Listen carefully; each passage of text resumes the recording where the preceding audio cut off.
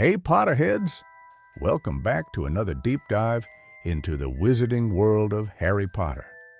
So, before you get comfortable, let me know in the comments where you're tuning in from and what time it is for you. It's always fascinating to see who's joining us from around the world. Now, dim the lights, take a deep breath, and let yourself relax. Let's ease into tonight's magical little journey together. Walking through Hogwarts feels like stepping into a living museum where the walls literally have eyes. But these aren't just any eyes peering down at you. They belong to the most overlooked residents of the castle, the portraits. Most people dismiss them as fancy wallpaper with attitude problems. Wrong move. These painted personalities are basically Hogwarts' original security system, predating any modern magical surveillance by centuries. About 250 portraits hang throughout the castle, each one a former wizard or witch who chose to leave behind a magical imprint of themselves. The fat lady guarding Gryffindor Tower gets all the attention, sure, but she's just the tip of the iceberg. Every corridor, every stairwell, every forgotten alcove houses former headmasters, notable alumni, and wizards who made their mark on magical history. They're not just pretty faces either. These portraits can zip between frames faster than you can say Quidditch. Think about it. While students are sneaking around after curfew, these painted watchmen are having full conversations about who went where and when. They're gossiping about teenage drama that happened 3 centuries apart. A portrait from 1500 could be comparing notes with one from last Tuesday. The networking opportunities alone would make LinkedIn jealous. But here's what makes them truly fascinating. They remember everything. Every scandal, every secret passage discovery, every time a student tried to sneak butterbeer into the dormitories. The portraits are living repositories of Hogwarts history, storing memories that would make the restricted section look like light reading. Take the headmaster portraits in Dumbledore's office. These aren't just decorative former principals hanging around for nostalgia. They're actively consulted on school matters, offering centuries of collective wisdom. Imagine having access to every previous boss at your job, ready to share their biggest mistakes and best decisions. Though admittedly, most office jobs don't involve stopping dark wizards or managing teenage magic users. Then there's Sir Cadogan, who briefly replaced the fat lady as Gryffindor's guardian. This guy changed passwords hourly and challenged everyone to duels. He treated guarding a dormitory entrance like he was defending Camelot. Students couldn't even remember the password long enough to get from dinner to bedtime. Classic overachiever energy, but in the worst possible way. The portraits also serve as Hogwarts' original instant messaging system. Need to get word to someone 3 floors up and 2 corridors over? Just tell the nearest portrait. They'll pass the message along faster than owl post and with significantly less chance of your letter being intercepted by someone's cat. What's really wild is how they maintain the school's continuity. Students graduate, teachers retire, headmasters pass away, but the portraits remain. They're the constant thread connecting past and present, ensuring that Hogwarts never truly loses its institutional memory. They've witnessed every major event in the castle's history, from founder feuds to war zones. Some portraits are more helpful than others, naturally. The scholarly ones offer advice on everything from transfiguration techniques to relationship drama. Others prefer to spend their time napping, gossiping, or in Sir Cadogan's case, making everyone's life unnecessarily complicated with his night complex. The really clever students learn to befriend certain portraits early on. Having a painted ally who remembers where you left your potions essay or knows which secret passages the prefects aren't watching? That's the kind of networking that actually matters at Hogwarts. But while portraits provide endless entertainment and occasionally useful intel, they're not the only overlooked residents working behind the scenes. Speaking of underappreciated castle inhabitants, let's talk about the magical workforce that keeps Hogwarts running and why their situation is far more complicated than anyone wants to admit. You know what's fascinating? Most Harry Potter fans completely overlook the house elves beyond Dobby's dramatic sock liberation. But there's this entire underground resistance brewing right under everyone's noses. Let's start with Hermione's Spew, the Society for the Promotion of Elfish Welfare. The movies basically pretended it didn't exist, probably because they couldn't fit knitted hats into their action sequences. But this wasn't just some teenage activism phase. Hermione was literally trying to revolutionize centuries of magical society. She'd sneak around Gryffindor Tower, leaving tiny clothes everywhere, hoping to accidentally free house elves. The elves at Hogwarts were so offended, they stopped cleaning her dormitory entirely. Think about the irony here. The brightest witch of her age couldn't figure out that maybe, just maybe, she should ask the elves what they actually wanted first.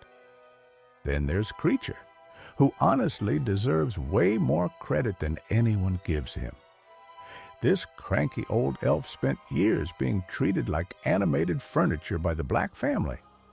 Sirius basically ignored him, which, spoiler alert, turned out to be a catastrophic mistake. Creature knew about the Horcrux locket the entire time.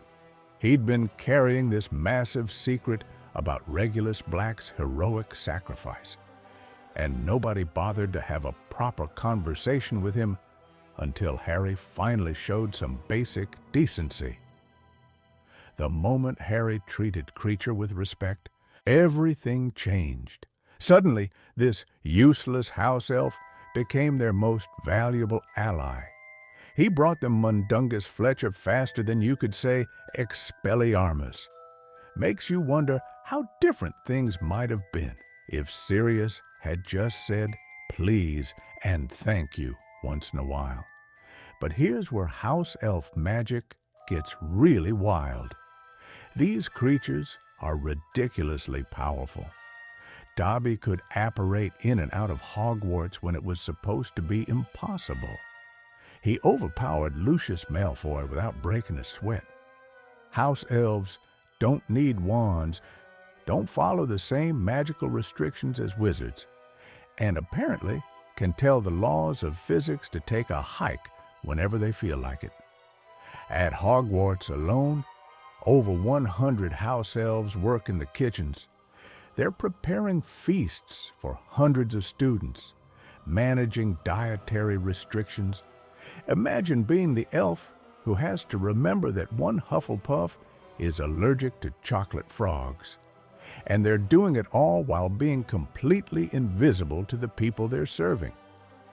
The kitchen is right below the Great Hall, accessible through a portrait of a pear that you have to tickle. Yes, tickle. Because apparently, even the entrances to the service areas have to be whimsical at Hogwarts. The house elves there were so excited when Harry, Ron, and Hermione visited. Finally, someone acknowledged their existence beyond just expecting perfectly cooked meals to magically appear. Winky's story might be the most heartbreaking of all. She went from being Barty Crouch Sr.'s trusted elf to being dismissed in disgrace at the Quidditch World Cup. House elves can literally die from the shame of being fired. Their entire identity revolves around serving their families. Winky ended up at Hogwarts, drinking butterbeer to cope. Yes, house elves can get drunk, and it's exactly as depressing as it sounds. The butterbeer thing actually reveals something crucial about house elf biology. They process alcohol differently than wizards, which suggests their magic works on fundamentally different principles.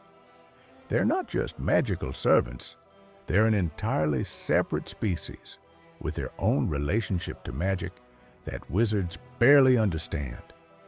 What's really mind-bending is that these incredibly powerful magical beings have structured their entire society around servitude, not because they're forced to, but because that's genuinely how they find fulfillment.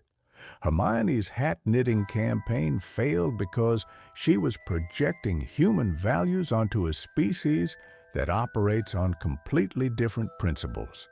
Speaking of overlooked magical spaces, wait until you hear about the classrooms at Hogwarts that never made it into the spotlight. You know what's fascinating about Hogwarts? It's not just the moving staircases or talking portraits that make it magical. The real magic happens in those forgotten corners where nobody's paying attention. Take the classrooms most people never think about. While everyone obsesses over defense against the dark arts and potions, Hermione was quietly mastering arithmancy and ancient runes. These weren't throwaway subjects. They were basically the theoretical physics and archaeology of the wizarding world. Arithmancy used numbers to predict magical outcomes. Ancient runes? That was like learning the programming language of ancient spells. Professor Vector taught arithmancy to maybe 20 students per year. Compare that to the packed defense classes, and you realize how specialized magical education really gets. The funny thing is, Hermione probably learned more useful magic in these boring classes than Harry did dodging curses all year. Then there's Professor Binns, the only ghost teacher at Hogwarts. The man literally died at his desk and just kept teaching. Talk about job dedication. His history of magic classes were so monumentally dull that students regularly fell asleep. But here's what's wild. Binns had witnessed most of the history he was teaching. He wasn't reading from dusty textbooks. He was there when half these events happened. The curriculum at Hogwarts changed over 1,000 times throughout its history. Makes sense when you think about it. Imagine trying to keep dark arts defense up to date when new curses get invented every few decades. One century you're teaching students to fight trolls. The next, you're explaining how to spot polyjuice potion imposters. But let's talk about the real unsung heroes of Hogwarts education, the house elves in the kitchens. Over 100 of them work behind the scenes, creating those magnificent feasts that just appeared on the tables. They weren't just cooking, they were performing culinary magic that would make Gordon Ramsay weep with joy. Every single dish that appeared at Hogwarts was prepared by house elf magic. That's thousands of meals, perfectly timed, perfectly heated, appearing simultaneously across 4 house tables. The logistics alone should have won them some kind of magical efficiency award. Dobby might have been the famous one, but the Hogwarts kitchen elves were the real MVPs. They worked through sorting ceremonies, final exams, and even Voldemort's attack on the school. Nothing stopped dinner service at Hogwarts. Here's something that'll blow your mind. The house elves' magic was often more powerful than the wizards they served. They could apparate inside Hogwarts when wizards couldn't. They could perform magic without wands. Kreacher proved he could lie to and manipulate even brilliant wizards like Sirius Black. The whole spew situation with Hermione trying to free them? Classic example of good intentions meeting cultural complexity. She was fighting for their rights while completely misunderstanding what they actually wanted. The house elves at Hogwarts took pride in their work. They had job security, magical housing, and the respect of students who bothered to learn their names. Winky's story was probably the most heartbreaking example of what happened when house elves lost their purpose. She went from being Barty Crouch Sr.'s trusted companion to a depressed, butterbeer-addicted mess in the Hogwarts kitchens. Her dismissal didn't free her. It destroyed her identity. The irony is that house elves represented everything magical about Hogwarts that students took for granted. The warm common rooms, the perfectly prepared meals, the mysteriously clean dormitories, all house elf magics. Speaking of things students took for granted, wait until you hear about the surveillance system that made modern security cameras look like toys. Now let's talk about something that probably slipped past your radar on your first read-through. The Marauder's Map isn't just some clever bit of parchment that shows secret passages. It's basically Hogwarts' most advanced surveillance system, created by 4 teenagers who were supposedly just goofing around. Think about what this thing actually does. It tracks every single person in Hogwarts in real time. Every student, every teacher, every house elf scurrying through the kitchens. Even ghosts show up as dotted lines. We're talking about magical technology that would make modern security companies weep with envy. And James Potter, Sirius Black, Remus Lupin, and Peter Pettigrew whipped this up during their school years while also managing to become illegal animagi and pull off countless pranks. The map never lies, ever. When Harry sees Peter Pettigrew's name in his 3rd year, there's no magical glitch happening. The map is showing exactly what's there. A man everyone believes is dead, hiding as a rat. For 12 years, this piece of parchment held one of the wizarding world's biggest secrets, just waiting for someone to notice. But here's where things get really interesting about the map's creation. The Marauders didn't just figure out how to track people, they cracked Hogwarts' fundamental magical structure. The castle itself is almost alive, constantly shifting and changing. Staircases move, rooms disappear, new passages open up. Yet somehow, 4 students managed to create something that adapts to all these changes automatically. The technical magic behind this is staggering. They had to enchant the parchment to communicate with the castle's own magical core. Think of it like hacking into Hogwarts' operating system and creating a real-time GPS that updates itself. Not exactly your average homework assignment, right? And let's talk about the security measures they built in. I solemnly swear I am up to no good isn't just a cute password. It's a declaration of intent. The map literally won't work unless you admit you're planning mischief. Professor McGonagall could try to activate it all day with good intentions, and it would stay blank. The Marauders built their masterpiece to only serve fellow troublemakers. When Snape tries to force the map to reveal its secrets, it actually insults him. The personalities of its creators are so deeply embedded in the magic that they can still sass their old enemy years later.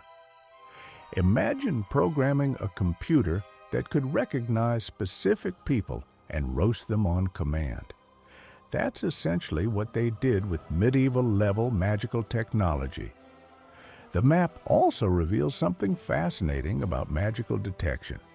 It sees through every concealment charm, every polyjuice potion, every animagus transformation. Barty Crouch Jr. spent an entire school year impersonating Mad-Eye Moody, fooling Dumbledore himself.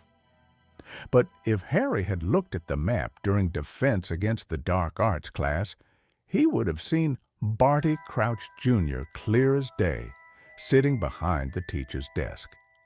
This raises some serious questions about Hogwarts security. The school has portraits that can raise alarms, ghosts who patrol the corridors, and a caretaker who knows every secret passage. Yet 4 students created something more effective than all of these combined, then handed it down like a family heirloom of mischief. The phrase, "mischief managed," does more than just hide the map's contents. It represents a philosophy that ran deep in the Marauders' approach to magic. They weren't interested in following rules or respecting boundaries. They saw magic as a tool for exploration and rebellion, and their map became the ultimate expression of that mindset. Speaking of magical tools that transform their users' capabilities, there's another potion that deserves way more attention than it gets.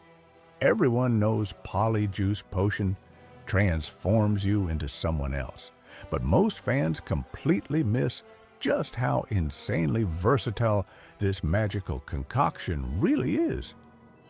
We're talking about way more than Harry pretending to be Crabbe or Hermione accidentally growing cat fur. The brewing process alone should terrify anyone attempting it. 21 days of constant stirring, lacewing flies stewed for exactly 21 days, leeches collected at the full moon, powdered bicorn horn, knotgrass picked during the full moon, fluxweed gathered at midnight during a lunar eclipse, and a piece of whoever you want to become. Miss one ingredient timing? Congratulations! You might spend the rest of your life as a half-transformed mess. Hermione learned this the hard way when she grabbed cat hair instead of human hair from Millicent Bulstrode's robes. The hospital wing became her temporary home, while Madame Pomfrey worked to reverse her feline features. Whiskers aren't exactly the look anyone's going for during their second year at Hogwarts. But here's where things get really wild. Polyjuice doesn't just change your appearance. It literally rewrites your entire physical structure. Your voice changes to match theirs perfectly. Your height adjusts. Even your fingerprints transform completely. The Ministry's identification spells become useless against a properly brewed dose. Barty Crouch Jr. proved just how dangerous this could be. For 10 whole months, he lived as Mad-Eye Moody, fooling everyone at Hogwarts, including Dumbledore himself. Think about that for a second. He had to study Moody's mannerisms, speech patterns, magical preferences, and personal history well enough to teach Defense Against the Dark Arts convincingly. That's some serious method acting right there. The potion's effects last exactly 1 hour, but experienced users can time their doses perfectly. Crouch Jr. kept a flask on him constantly, sipping throughout the day like it was his morning coffee. The dedication to staying in character while maintaining a steady supply of illegal potion ingredients, that's commitment to the craft, even if the craft happens to be evil infiltration. During both Wizarding Wars, Polyjuice became the ultimate espionage tool. Death Eaters used it to impersonate ministry officials, auras, and even family members. The paranoia it created was almost as damaging as the actual attacks. How do you trust anyone when they might literally be someone else wearing their face? The Seven Potters plan showcased another brilliant use. 6 people transformed into Harry Potter, creating multiple targets to confuse Voldemort's forces during the escape from Privet Drive. Fleur complained about Harry's appearance the entire time, which honestly makes sense. Going from part Vila to teenage boy wizard probably feels like a serious downgrade. What most people forget is how expensive and difficult polyjuice actually is to produce. The ingredients cost more than most wizards make in several months. The time investment alone makes it impractical for casual use. This isn't some party trick potion you whip up for Halloween pranks. The psychological effects rarely get mentioned either. Spending extended time in someone else's body creates genuine identity confusion. Crouch Jr. had been impersonating Moody for so long that some of his gestures became automatic. The line between performance and reality gets dangerously blurry.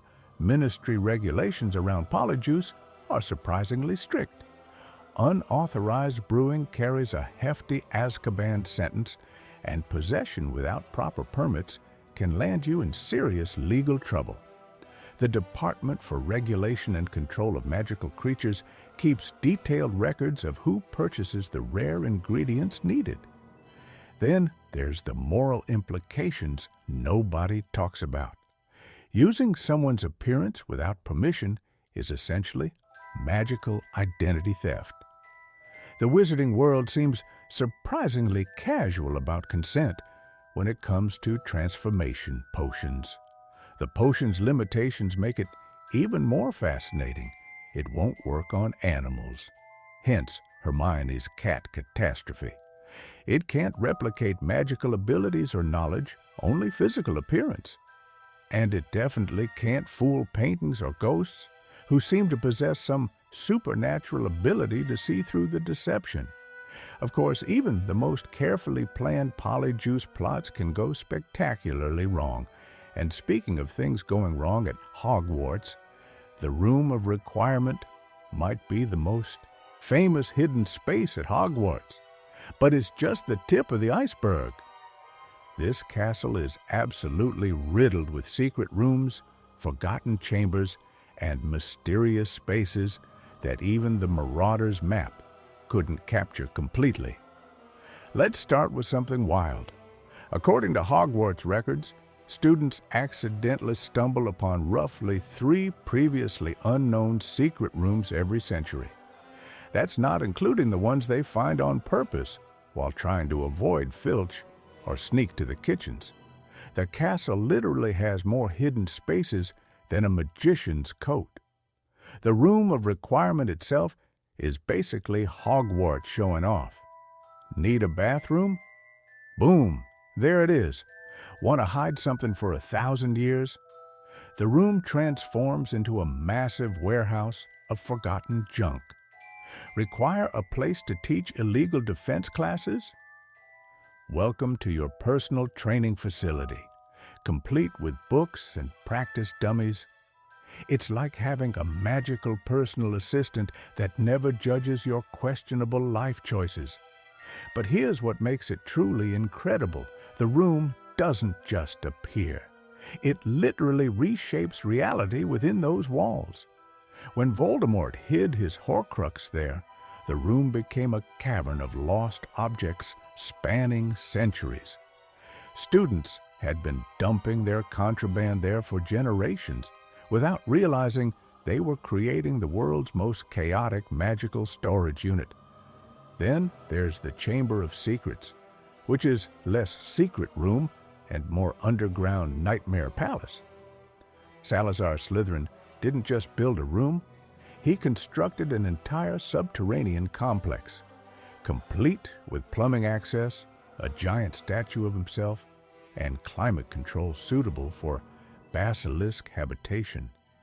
The man thought of everything except maybe not being a complete psychopath. What's fascinating is that the chamber stayed hidden for 50 years between Tom Riddle's first opening and his second attempt through Ginny. During that time, he was just sitting there, perfectly preserved, waiting. The castle kept the secret like it was protecting some twisted family heirloom. Most secret rooms at Hogwarts seem to serve specific purposes, but they're not always obvious ones. There's a room behind a mirror on the 4th floor that's filled entirely with chamber pots. not magical ones, just regular old chamber pots from different centuries. Nobody knows why it exists, and frankly, nobody wants to research it too deeply. The castle also has what students call pocket rooms, tiny spaces that appear between other rooms, usually just big enough for two people to hide.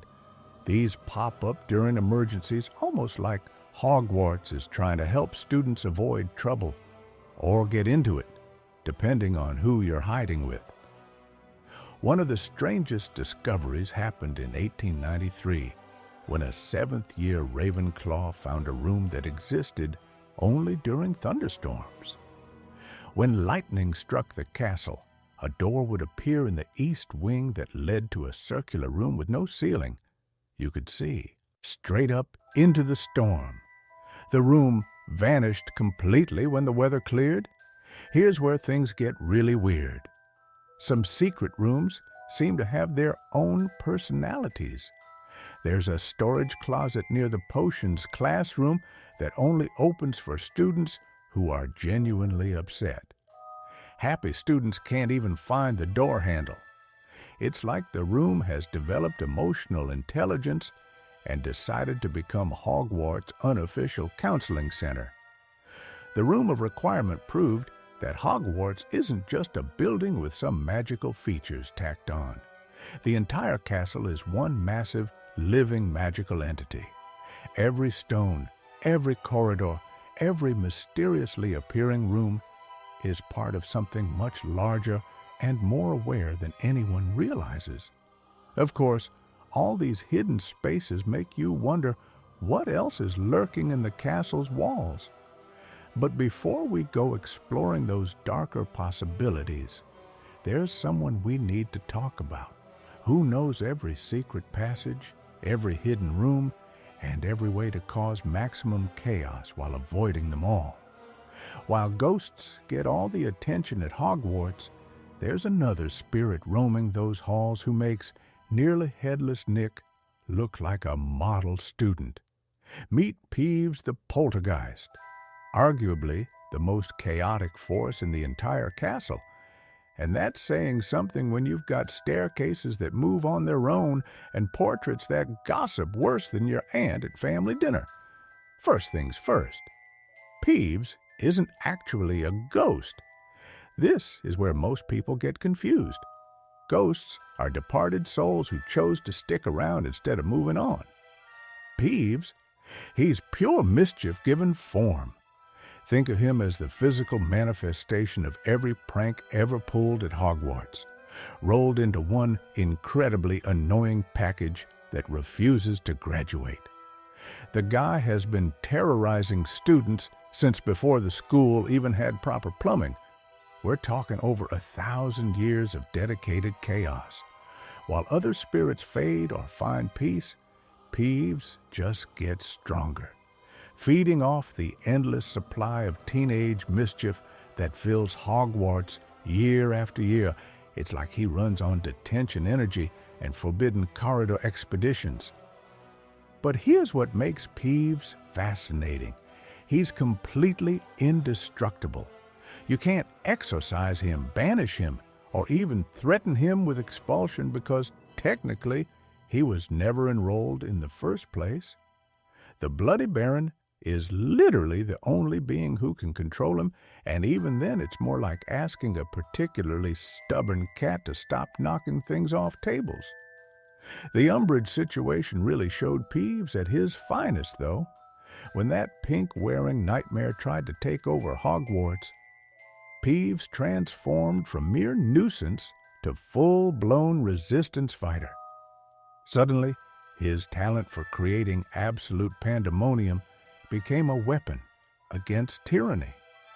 Who knew water balloons and dung bombs could be so politically effective? And let's talk about Fred and George's legendary exit. When they told Peeves to give Umbridge hell for them, it wasn't just a throwaway line. It was basically passing the torch of rebellion. Peeves took that request seriously, turning Hogwarts into his personal playground of anti-Umbridge chaos. The man created a swamp in a corridor just to spite her. A swamp? In a castle? What's brilliant about Peeves is how he represents something deeper about Hogwarts itself. The school doesn't just tolerate him, it needs him. He's the safety valve that prevents the place from becoming too stuffy or academic. When students are stressed about exams or dealing with dark wizards trying to kill them, Peeves provides a constant reminder that sometimes you just need to laugh at the absurdity of it all. The teacher's relationship with him tells you everything about their personalities, too. McGonagall treats him like a force of nature to be managed. Snape probably saw him as a kindred spirit in making students' lives difficult. And Dumbledore? He genuinely seemed to appreciate Peeves as part of Hogwarts' charm, which explains a lot about Dumbledore's own sense of humor. Here's something wild. Peeves has never been successfully removed from Hogwarts despite centuries of attempts. Various headmasters have tried everything from elaborate traps to formal negotiations, but the poltergeist always wins. He's like that one roommate who never pays rent, but somehow always manages to stay on the lease. The movies completely cut Peeves out, which honestly feels like removing half the castle's personality. Sure, he's chaotic and annoying, but he's also oddly loyal to Hogwarts in his own twisted way. When the school was truly threatened, he fought alongside everyone else during the Battle of Hogwarts, dropping Snargaluff pods on Death Eaters' heads. But Peeves isn't the only overlooked spirit causing chaos at magical schools around the world. Speaking of global wizarding education, the Quidditch World Cup in the books was basically Woodstock for wizards, but with better security and way more flying. While the movies barely gave us a glimpse, Rowling spent chapters building this massive magical festival that introduced us to wizarding culture on a global scale. And honestly, it's one of the most criminally underrated parts of the entire series. Picture this: over 100,000 witches and wizards gathered in one place. The Ministry of Magic had been planning this event for months, using every concealment charm in the book to hide what was essentially a magical Super Bowl from Muggle eyes. They transformed ordinary campsites into a sprawling magical metropolis, complete with international food vendors selling everything from Bulgarian beetles to Irish stew that stirred itself. But here's where it gets really interesting. The World Cup wasn't just about Quidditch. It was Rowling's way of showing us that the wizarding world extended far beyond Britain's borders. We met wizards from Bulgaria, Ireland, and dozens of other countries, each bringing their own magical traditions and quirks. Some wore traditional robes, others tried hilariously to blend in with Muggle clothing and failed spectacularly. One wizard showed up in a flowery nightgown thinking it was proper Muggle day wear. The mascots alone deserved their own chapter. The Bulgarian Vila weren't just pretty dancers, they were magical creatures whose beauty could literally entrance entire sections of the stadium. Ron and Harry found themselves ready to do absolutely anything to impress these ethereal beings, including jumping from the top box. Meanwhile, the Irish leprechauns showered the crowd with what appeared to be gold coins, leading to one of the series' funnier practical jokes when the fake gold disappeared hours later. Then there's the match itself, which showcased Quidditch at its absolute peak. Victor Crumb's performance was legendary, catching the golden snitch, even though his team was losing, a move so brilliant it defied conventional wisdom. This wasn't just athletic prowess, it was strategic genius wrapped in teenage rebellion. The guy basically said, "We're going to lose anyway, so I'm ending this on my terms." What really made the World Cup special was how it set up everything that followed. The dark mark appearing over the campsite wasn't just a scary ending, it was the first real sign that Voldemort's return was imminent. The contrast between the joyful celebration and the sudden terror was masterful storytelling. One moment everyone's cheering, the next they're running for their lives as Death Eaters terrorize Muggle campsite managers for sport. The event also introduced us to Barty Crouch Jr., though we didn't know it at the time.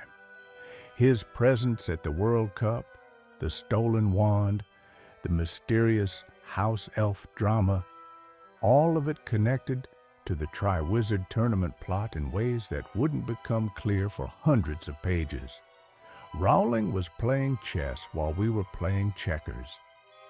Let's not forget how the World Cup highlighted magical transportation methods we rarely see elsewhere.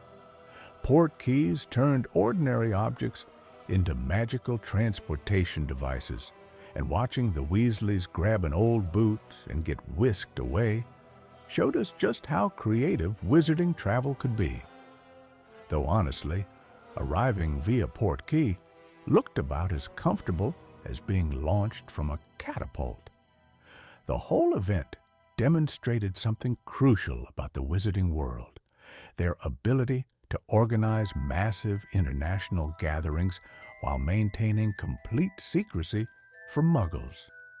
The logistics alone were mind-boggling. How do you hide the magical equivalent of the Olympics? The answer involved more memory charms than you could shake a wand at. But perhaps most importantly, the World Cup showed us Harry experiencing pure magical joy before everything went dark. It was his last moment of true carefree happiness, before the Triwizard Tournament turned his fourth year into a nightmare. Speaking of which, that tournament brought its own forgotten magical traditions and deadly surprises that most people completely overlook. A Patronus isn't just some glowing animal that scares off Dementors. It's basically your soul showing off in animal form, powered by your happiest memory. And honestly, most wizards can't even produce one. We're talking about advanced magic here that requires you to dig deep into your emotional core while maintaining perfect concentration. Each Patronus form tells a story. Harry's stag mirrors his father's animagus form, which is touching until you realize it's also a bit weird that his protective spell literally takes the shape of his dead dad. Hermione's otter reflects her playful, intelligent nature, while Ron's terrier shows his loyalty and determination. But here's what gets interesting. Your Patronus can actually change based on major life events or emotional shifts. Tonks discovered this the hard way, when her Patronus changed to a wolf after falling in love with Lupin. Before that, it was probably something completely different. But heartbreak and love literally rewired her magical signature. Makes you wonder what happens to your Patronus after a really bad breakup, right? Then there's Snape's doe, the same form as Lily's Patronus, proving that even 20 years after her death, his love for her remained his strongest positive emotion. That's either incredibly romantic or deeply concerning, depending on how you look at it. The man's happiest memory involved someone who married his childhood enemy. But Patronuses aren't just about the forms. They can communicate across vast distances, acting like magical messenger pigeons with personality. Kingsley used his lynx to warn the wedding guests about the ministry falling. Imagine getting that news from a glowing wildcat materializing in your soup.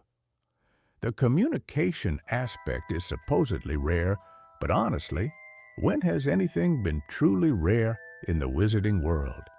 Every uncommon magical ability seems to pop up whenever the plot needs it. Still, using your Patronus as a messenger requires incredible skill. You're essentially sending a piece of your soul across the country with a specific message. What's fascinating is how the forms connect to personality traits that aren't always obvious. Luna's hair represents creativity and intuition, while Cho's swan suggests grace under pressure, though she didn't show much of that during her crying sessions with Harry. McGonagall's cat Patronus makes perfect sense when you remember she's also a cat animagus, creating this beautiful consistency in her magical identity. Some Patronus forms are downright intimidating. Umbridge had a cat, which explains why she probably tortured mice for fun before moving on to students. Dumbledore's phoenix represented rebirth and renewal, fitting for someone who spent his life making up for past mistakes. Here's something most people don't realize. Producing a corporeal Patronus is actually rarer than becoming an animagus. The Ministry keeps records of registered animagi, but nobody's tracking Patronus statistics because the spell is considered defensive magic. Yet based on what we see in the series, most adult wizards struggle with even the basic silvery mist version. The Patronus also reveals how memory and emotion intertwine in magical casting. Your technique can be perfect, but if your memory isn't genuinely joyful, you'll get nothing. It's like the spell can detect fake happiness, which is both impressive and slightly terrifying from a magical theory standpoint. And speaking of impressive magical objects that respond to emotions and memories, there's another piece of Hogwarts that most people walk past without a second thought, yet it holds secrets about every family that's ever stepped foot in the castle. Deep in the Burrow's kitchen sits one of the most overlooked magical objects in the entire wizarding world. Mrs. Weasley's clock doesn't tell time. It tells something far more precious to any parent. Instead of numbers, it has locations like home, school, work, traveling, lost, hospital, prison, and most ominously, mortal peril. Each family member gets their own hand on this enchanted timepiece. Arthur's hand might point to work. While he's tinkering with rubber ducks at the Ministry, Ron's could swing to school during term time at Hogwarts. But here's what makes this clock absolutely brilliant. It's never wrong. Think about that for a second. This isn't some fancy magical gadget that cost a fortune at Diagon Alley. It's a humble family heirloom that operates on something far more powerful than gold or rare magical cores. The clock runs on love itself. The deep, unbreakable bonds between family members power its accuracy. During the Second Wizarding War, all the hands pointed to mortal peril almost constantly. Can you imagine checking that clock every morning, seeing your entire family in danger? Molly Weasley lived with that reality for months. No wonder she went absolutely mental when Bellatrix threatened Ginny. The woman had been watching death hover over her loved ones on a daily basis. But the clock reveals something fascinating about magical theory too. Most wizards can't track people without their permission or some kind of magical connection. Yet family bonds create a natural magical link that's apparently strong enough to pierce through distance, concealment charms, even unplottable locations. The Burrows clock could sense when Harry was in trouble at Privet Drive, when Ron was facing spiders in the Forbidden Forest, when the twins were probably blowing something up somewhere they shouldn't be. What's really mind-bending is how the clock interprets mortal peril. It's not just physical danger. When Ron was poisoned by Slughorn's mead, his hand immediately swung to that dreaded position, but it also seemed to sense emotional or spiritual threats. During Ron's darkest moments, while wearing the Horcrux, his family's magical connection picked up on his internal struggle. The clock also shows us something beautiful about how magic adapts to love. When Harry effectively became family, some fans theorized the clock started tracking him too, though Rowling never confirmed this officially. But given how protective Molly was of him, how she sent him Christmas sweaters and howled at him for risking his life, it wouldn't surprise anyone if the clock's magic expanded to include him. Here's where things get really interesting, though. The clock supposedly inspired other magical families to create similar devices, but most failed spectacularly. Turns out you can't fake the kind of genuine bone-deep love that powers the Weasley clock. Families with complicated relationships found their clocks either didn't work at all or gave hilariously wrong readings. Imagine checking your family clock only to discover it thinks your brother is definitely up to something suspicious instead of just at work. The locations on the clock also paint a picture of wizarding life priorities. Prison and hospital are permanent fixtures, suggesting these are unfortunately common enough concerns that they warrant their own spots. But so is lost, which could mean anything from physically misplaced to existentially confused. Very fitting for teenagers learning magic. Perhaps most telling is that happy isn't a location on the clock. Molly Weasley cared about safety first, happiness second. As long as her family was alive and accounted for, she could handle the rest. But magical clocks aren't the only overlooked communication method in the wizarding world. There's another network that kept wizards connected during their darkest hours, broadcasting hope when everything seemed lost. Picture trying to stay connected with friends during a blackout. No phones, no internet, no way to know what's happening beyond your front door. Now imagine you're a wizard during the darkest days of Voldemort's return, and suddenly that radio crackle becomes your lifeline to hope itself. The Wizarding Wireless Network was basically magical radio, but calling it just radio feels like calling Dumbledore just a teacher. This wasn't your average AM/FM situation. We're talking about a communication system that could broadcast across continents through magical interference and somehow never seemed to need those annoying commercial breaks about car insurance. During peacetime, the WWN was entertainment central. Quidditch matches got play-by-play coverage that made Muggle sports commentary look amateur. The Weird Sisters probably had their own music hour, and there were likely cooking shows where cauldrons stirred themselves while the host explained proper wand movements for flambeing. But here's where things get fascinating. When Voldemort took over the Ministry, controlling information became his priority. The official WWN turned into pure propaganda, faster than you could say, undesirable number one. Suddenly, every broadcast was about blood purity, ministry regulations, and how wonderfully peaceful everything was under the new regime. Think North Korean state television, but with more threats about Crucio curses. That's when Lee Jordan stepped up and became the voice of resistance. Remember Lee? The guy who commentated Quidditch matches with zero filter and drove McGonagall absolutely mental? Well, turns out his motor mouth was exactly what the wizarding world needed. Lee started broadcasting under the codename River on a pirate WWN station called Potter Watch. And honestly, this might be one of the most brilliantly subversive things in the entire series.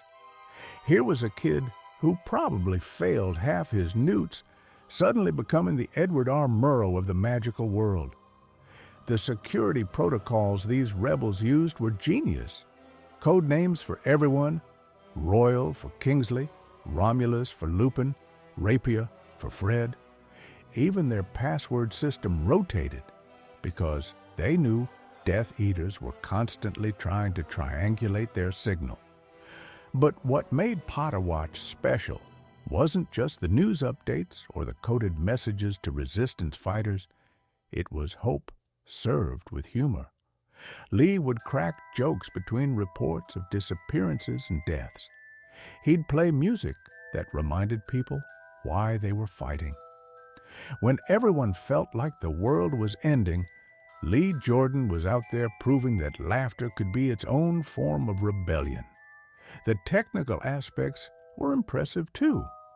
Broadcasting magical radio apparently required serious skill and equipment that could be traced if you weren't careful. The Potter Watch crew had to keep moving, stay mobile, and somehow maintain crystal clear audio quality while hiding in forests and abandoned buildings. You know what's wild? The WWN probably saved more lives than any single spell during the war. When Muggle-borns were being hunted, when families were separated, when people needed to know which areas were safe, that radio signal was everything. It connected a scattered resistance movement and gave ordinary witches and wizards a way to feel like they weren't facing the darkness alone. The listening parties that formed around these broadcasts created their own magic. Families huddled together, friends gathered in secret, strangers bonded over shared frequencies. In a world where showing up to the wrong place could mean Azkaban or worse, the WWN created community without requiring physical presence. After the war, Lee probably could have leveraged his Potter Watch fame into any career he wanted. The guy single-handedly kept morale alive during the wizarding world's darkest hours. Not bad for someone who once got detention for calling Voldemort he who must not be named but seriously has questionable fashion sense. Speaking of questionable relationships, there's another dynamic in the wizarding world that most people glossed over completely, involving creatures whose craftsmanship built the very foundation of magical banking. Every time Harry and friends waltzed into Gringotts, they probably thought they were just visiting a bank. Wrong. They were stepping into the heart of centuries-old wizard-goblin tensions that make modern politics look like a friendly chess match. The goblin rebellions weren't just footnotes in A History of Magic. They were full-blown wars that reshaped everything about how wizards and goblins interact today. We're talking about conflicts so brutal that even Professor Binns couldn't make them sound boring. Well, almost. The first major goblin rebellion happened way back in 1612, and it wasn't over something trivial like interest rates. Goblins had been crafting magical items for wizards for centuries, creating masterpieces that would make even Ollivander weep with envy. But here's the problem. Wizarding law stated that anything made by goblins technically belonged to the wizard who bought it forever. When that wizard died, it stayed with their family. Goblins saw this completely differently. To them, they were the true owners of everything they created. Selling something to a wizard was more like a very long rental agreement. When Godric Gryffindor's sword passed down through generations instead of returning to goblin hands, it was basically a declaration of theft in goblin culture. The rebellions that followed were legendary for all the wrong reasons. Goblins didn't just wave around strongly worded letters, they had magic that could rival any wizard's. Ever wonder why Gringotts has all those security measures? Dragons, waterfall detectors, curse breakers, working around the clock? That's because goblin magic is so powerful it takes extreme measures to contain it. During the rebellion of 1612, goblins managed to take control of several wizarding settlements. They weren't playing around. The rebellion lasted 3 years and only ended when wizards agreed to the first set of major reforms. But those reforms, they were basically band-aids on a dragon bite. What makes this even more fascinating is how Gringotts itself became the ultimate symbol of this uneasy truce. Think about it. Wizards trust goblins with their most precious possessions, while simultaneously maintaining laws that goblins consider fundamentally unjust. It's like asking someone you've been feuding with for decades to hold your house keys. The bank's legendary security isn't just about keeping thieves out. Those dragons aren't there because goblins love dramatic flair. Every tunnel, every magical protection, every curse that'll turn you inside out if you touch the wrong thing, it's all a reminder that goblins could make every wizard's gold disappear tomorrow if they really wanted to. But here's what most wizards conveniently forget. Goblins are incredibly honorable when it comes to their agreements. They'll guard your vault with their lives, even while resenting the very laws that govern their relationship with wizards. That's some serious professional integrity right there. The whole Sword of Gryffindor situation that Griphook brought up, that wasn't just one goblin being difficult, that was centuries of suppressed frustration bubbling to the surface. From a goblin perspective, every goblin-made artifact in wizard hands was stolen property. Imagine if someone took your family heirlooms and said, "Thanks, these belong to us now, forever." Even the way Gringotts operates reflects this tension. Goblins run the most secure bank in the wizarding world, but they're not allowed to carry wands. They've created detection spells that can identify fake galleons from 3 floors away, but wizarding law still treats them as second-class citizens. The dragon-guarded vaults aren't just about security, they're statements. Each one says, "We may have to play by your rules, but we're still the masters of our craft."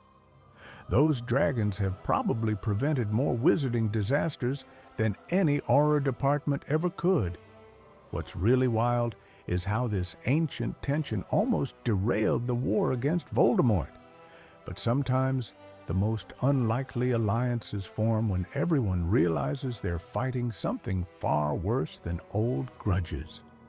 Speaking of unexpected partnerships, the Great Hall's enchanted ceiling might be the most underappreciated piece of magic at Hogwarts. Sure, everyone notices it during their first feast, gawking up at floating candles and fake stars. But after a few weeks, it becomes background noise. Just another Tuesday with clouds drifting overhead while you're trying not to fall asleep in your porridge. That's a massive mistake. This ceiling isn't just pretty decoration, it's one of the most complex magical achievements in the entire castle. We're talking about a spell that's been running continuously for over 1,500 years without a single glitch. Your phone can't even stay charged for a day, but this enchantment has been perfectly mirroring real-world weather since before wizards knew what a printing press was. The founders didn't just wave their wands and call it good either. They specifically chose this enchantment to keep students connected to the natural world. Think about it. You're living in a massive stone castle with walls thicker than most people are tall. Without windows in the Great Hall, students would feel completely cut off from the outside. The ceiling fixes that problem while adding a touch of wonder that never gets old. Well, unless you're a 7th year who's seen it rain indoors roughly 200 times. But here's where things get really interesting. The ceiling doesn't just show any old weather. It shows the exact weather happening outside at that very moment. Rain for rain, snow for snow, even those weird misty mornings where you can't tell if it's fog or if someone's been experimenting with Peruvian instant darkness powder again. The magic required for this kind of real-time accuracy is staggering. Most weather predicting spells can barely manage a day or two ahead, and even then, they're about as reliable as Ron's attempts at divination homework. This ceiling has been tracking weather patterns for centuries without missing a beat. Then there's the fact that it somehow knows to dim the sunlight during evening meals and brighten during breakfast. No awkward transitions, no sudden changes that blind half the student body. Just smooth, natural lighting that makes you forget you're actually sitting in a windowless room surrounded by floating jack-o'-lanterns in October. The technical challenges alone should have made this impossible. How do you create fake sunlight that actually feels warm? How do you make artificial rain that looks wet but doesn't drench everyone's dinner? The founders essentially created the world's first HD projector system, except it runs on magic and never needs a software update. Students today have no idea how spoiled they are. Try explaining to a muggle that your school cafeteria has a ceiling that shows real-time weather from outside, complete with moving clouds and accurate star positions. They'd either think you're lying or demand to know why their local Denny's doesn't have the same feature. The ceiling also serves as an unofficial mood barometer for the school. Sunny days mean better food. The house elves work happier when there's light streaming down, while stormy weather creates this cozy atmosphere perfect for gossip and homework procrastination. Even the ghosts seem more cheerful when fake sunshine is warming their translucent forms. Most impressive of all, the spell has never failed, not during the war with Grindelwald, not during Voldemort's reign, not even during that infamous food fight of 1894 that supposedly lasted 3 days. Rain or shine, war or peace, the enchanted ceiling keeps doing its job, which makes you wonder if the founders could create something this reliable and beautiful 15 centuries ago, what other magical marvels are hiding in plain sight throughout the castle?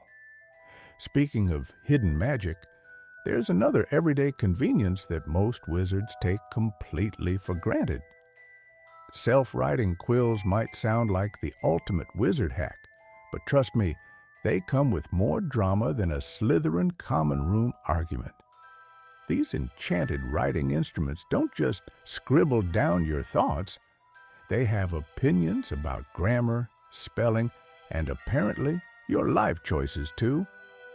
The Quick Quotes quill owned by Rita Skeeter proves this point perfectly. That feathered menace turned simple interviews into scandalous fiction faster than you could say libel lawsuit. It didn't just write what people said, it embellished, dramatized, and basically turned everyone into characters from a soap opera. Harry learned this the hard way when his casual comments became front-page sensationalism in the Daily Prophet. But here's what most people miss about these quills. They're actually ancient technology. Wizards have been using self-writing quills for over 800 years, long before Muggles invented typewriters or computers. The original versions were created by scribes who got tired of copying spell books by hand. Smart thinking, really, until they realized the quills sometimes improved the spells they were copying. More than one medieval wizard accidentally turned their hair purple because a quill thought the original potion recipe was too boring. The average self-writing quill processes about 3,000 words per hour. But speed isn't everything. These quills have personalities, and some are absolutely terrible employees. Professor McGonagall once had a quill that refused to write anything it considered beneath its literary standards. Imagine trying to grade first-year Transfiguration essays with a quill that keeps adding dramatic metaphors about turning matches into needles. Then there's Mrs. Weasley's clock. Now that's a different kind of magic entirely.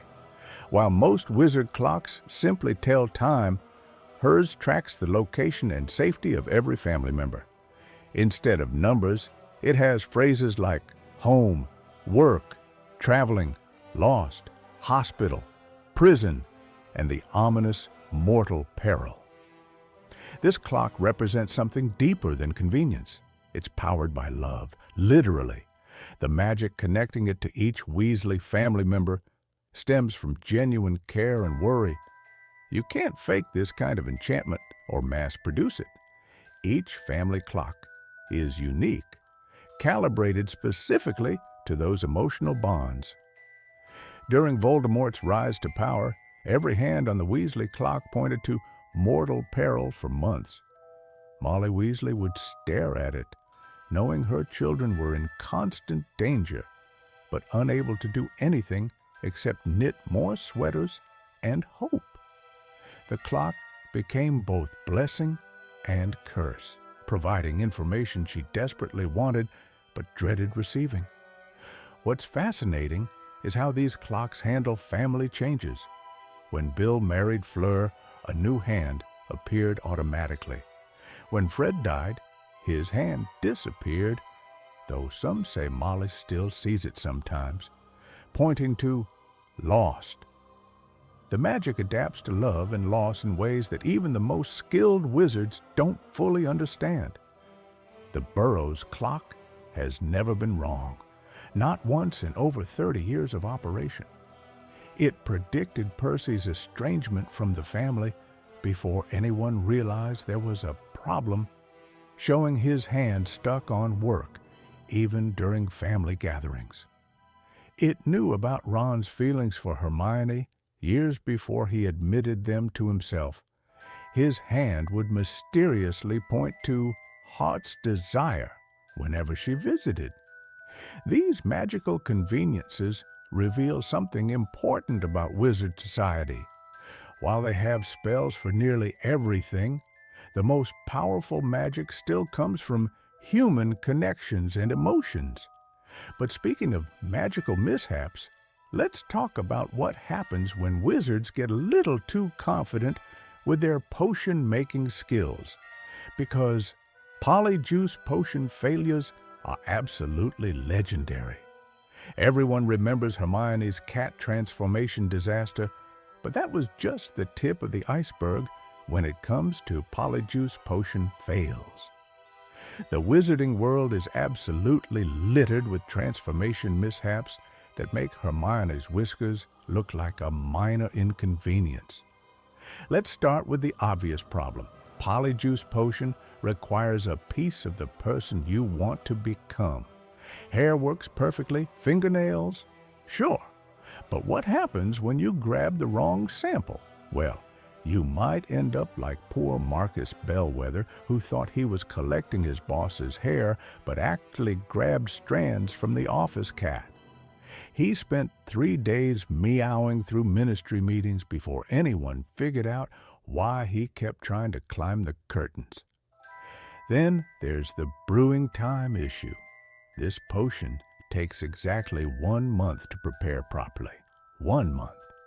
That's longer than most people can remember what they had for breakfast yesterday. Rushing the process leads to some seriously unfortunate side effects. Take the case of the Weird Sisters roadie who tried to speed things up with a heating charm. Instead of transforming into the lead guitarist, he turned bright purple and started speaking only in limericks for a week. The band actually kept him around because it improved their stage banter. But here's where things get really messy. The potion only lasts 1 hour, and the transformation back isn't always smooth. Sometimes it happens gradually, other times all at once. Imagine being halfway through impersonating your headmaster when your nose starts growing back to normal size mid-sentence. Awkward doesn't begin to cover it. The most embarrassing fails happen when people don't account for clothing sizes. Picture this. You're a tiny first year who successfully transforms into Hagrid. Congratulations. You're now 11 feet tall, and your robes have basically become a crop top. One Ravenclaw learned this lesson the hard way during a prank attempt and had to hide in a broom closet until the effects wore off, wrapped in nothing but a tapestry he'd yanked off the wall. Speaking of clothing, accessories don't transform with you. Glasses, jewelry, even magical items stay exactly the same size. There's a recorded incident of an Auror who forgot to remove his watch before transforming into a suspect.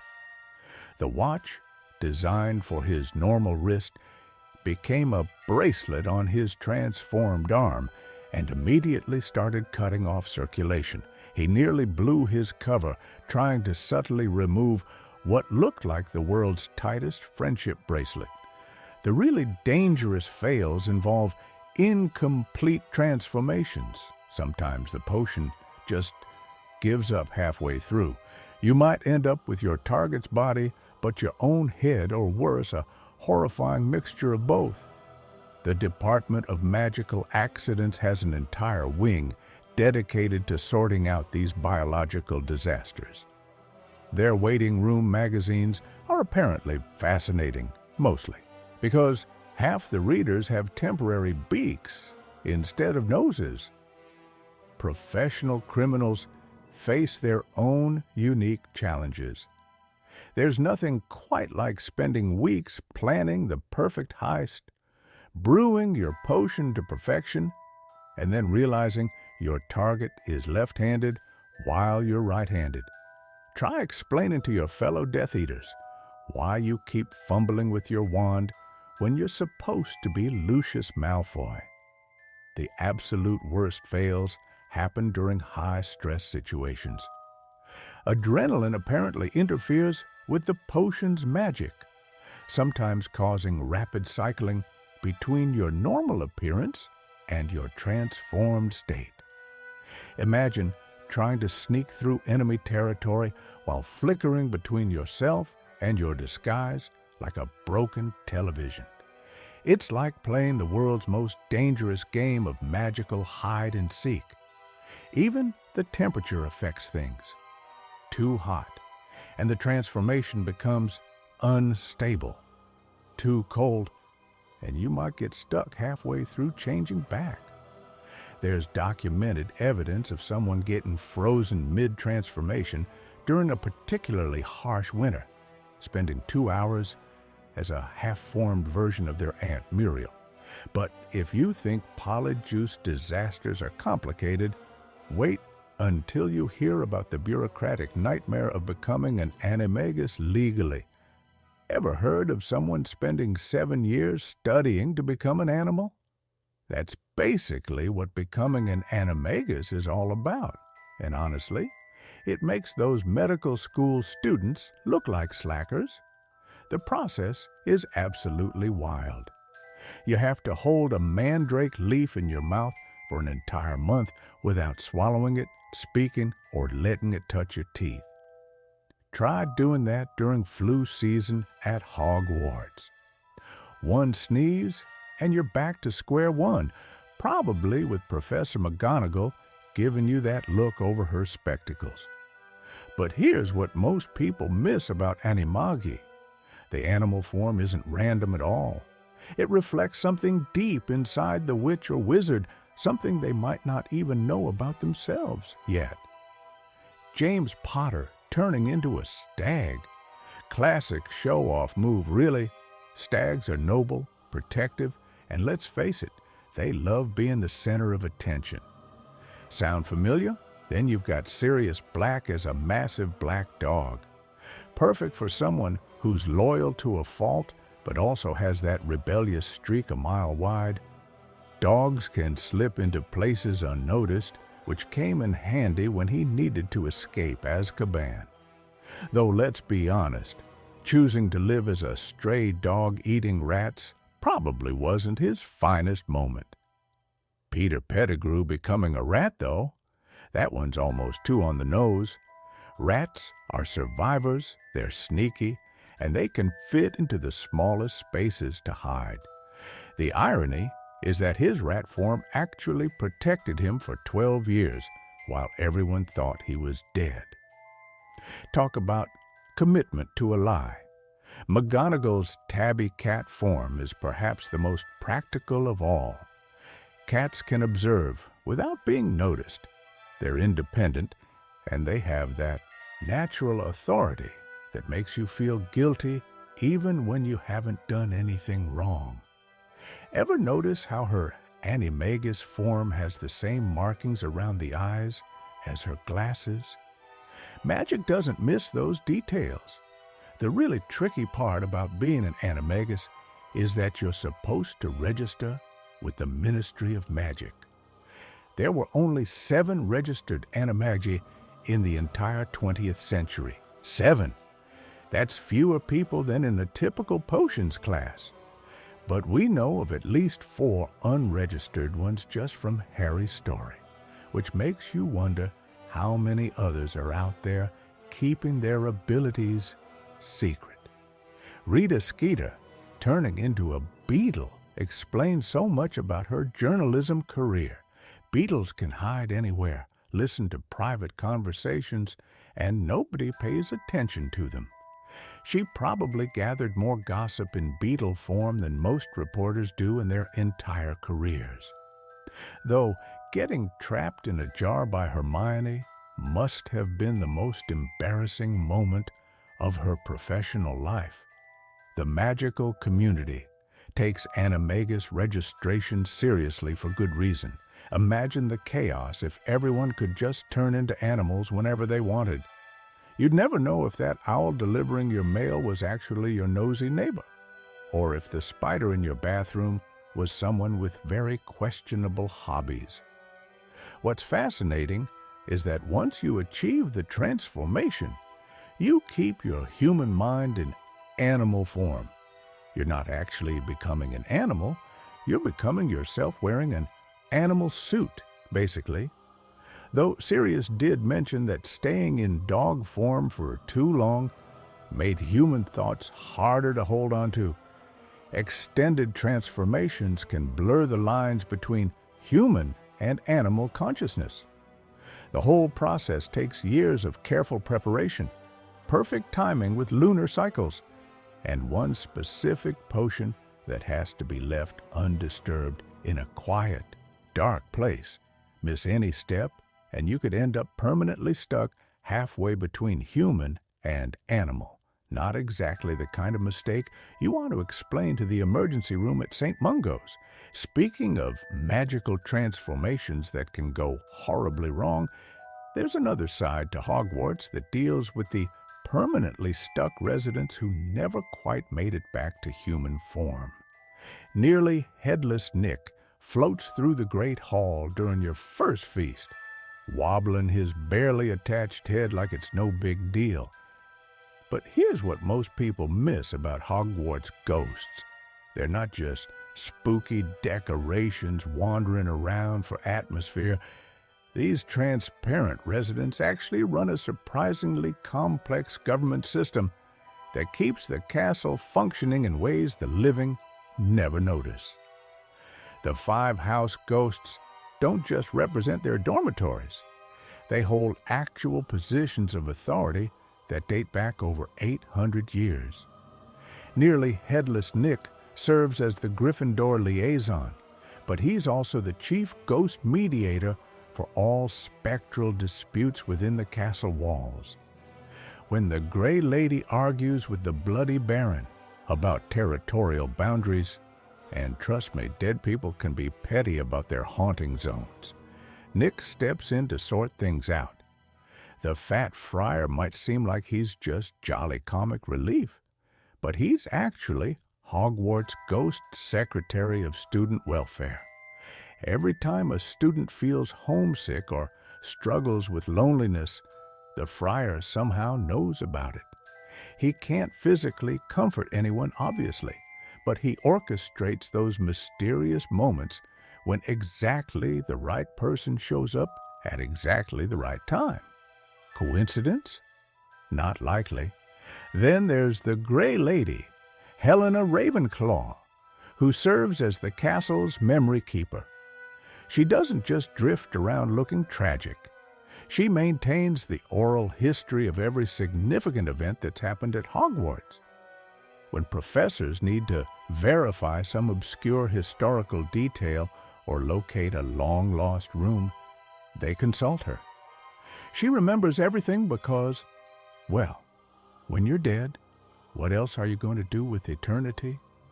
The Bloody Baron holds the most serious position as Chief Security Officer for the Spectral Realm. His terrifying appearance isn't just for show. He can sense dark magical disturbances that living wizards might miss.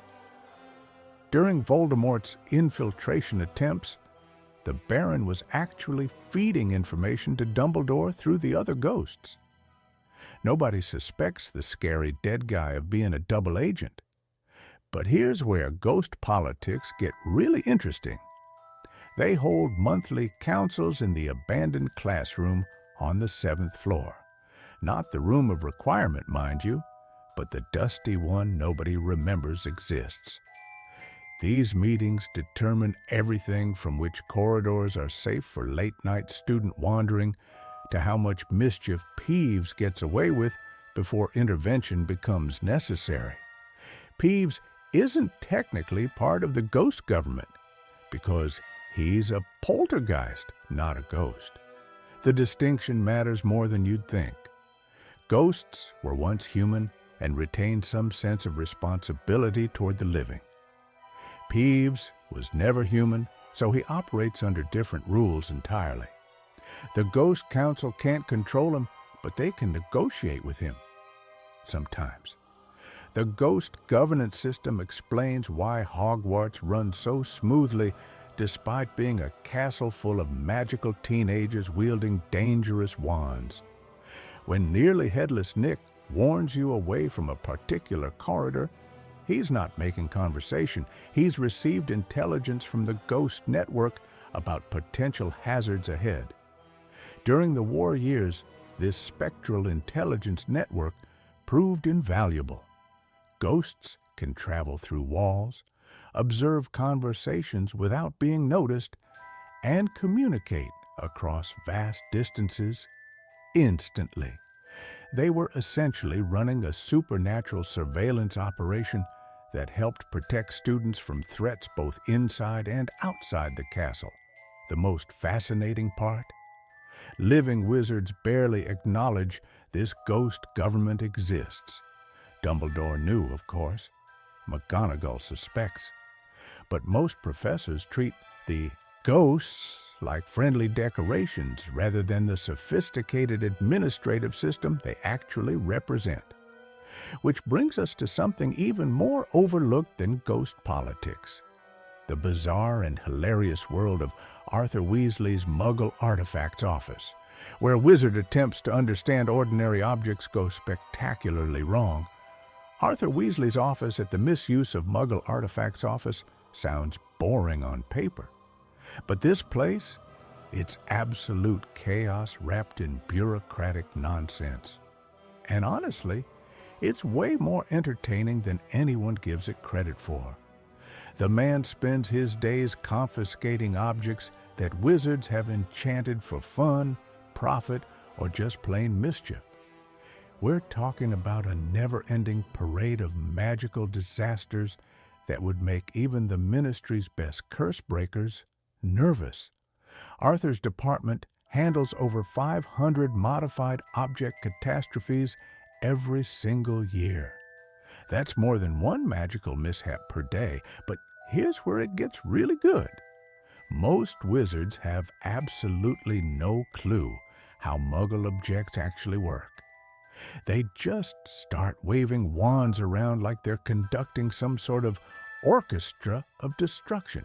Take that infamous biting kettle from the early 1990s. Some genius thought it would be hilarious to charm a perfectly innocent tea kettle to snap at anyone who tried to use it.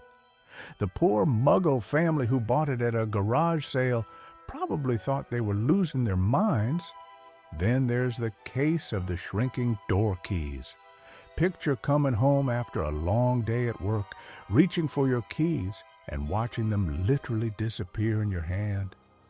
The ministry received 17 complaints in 1 week about keys that would shrink to microscopic size whenever a Muggle touched them.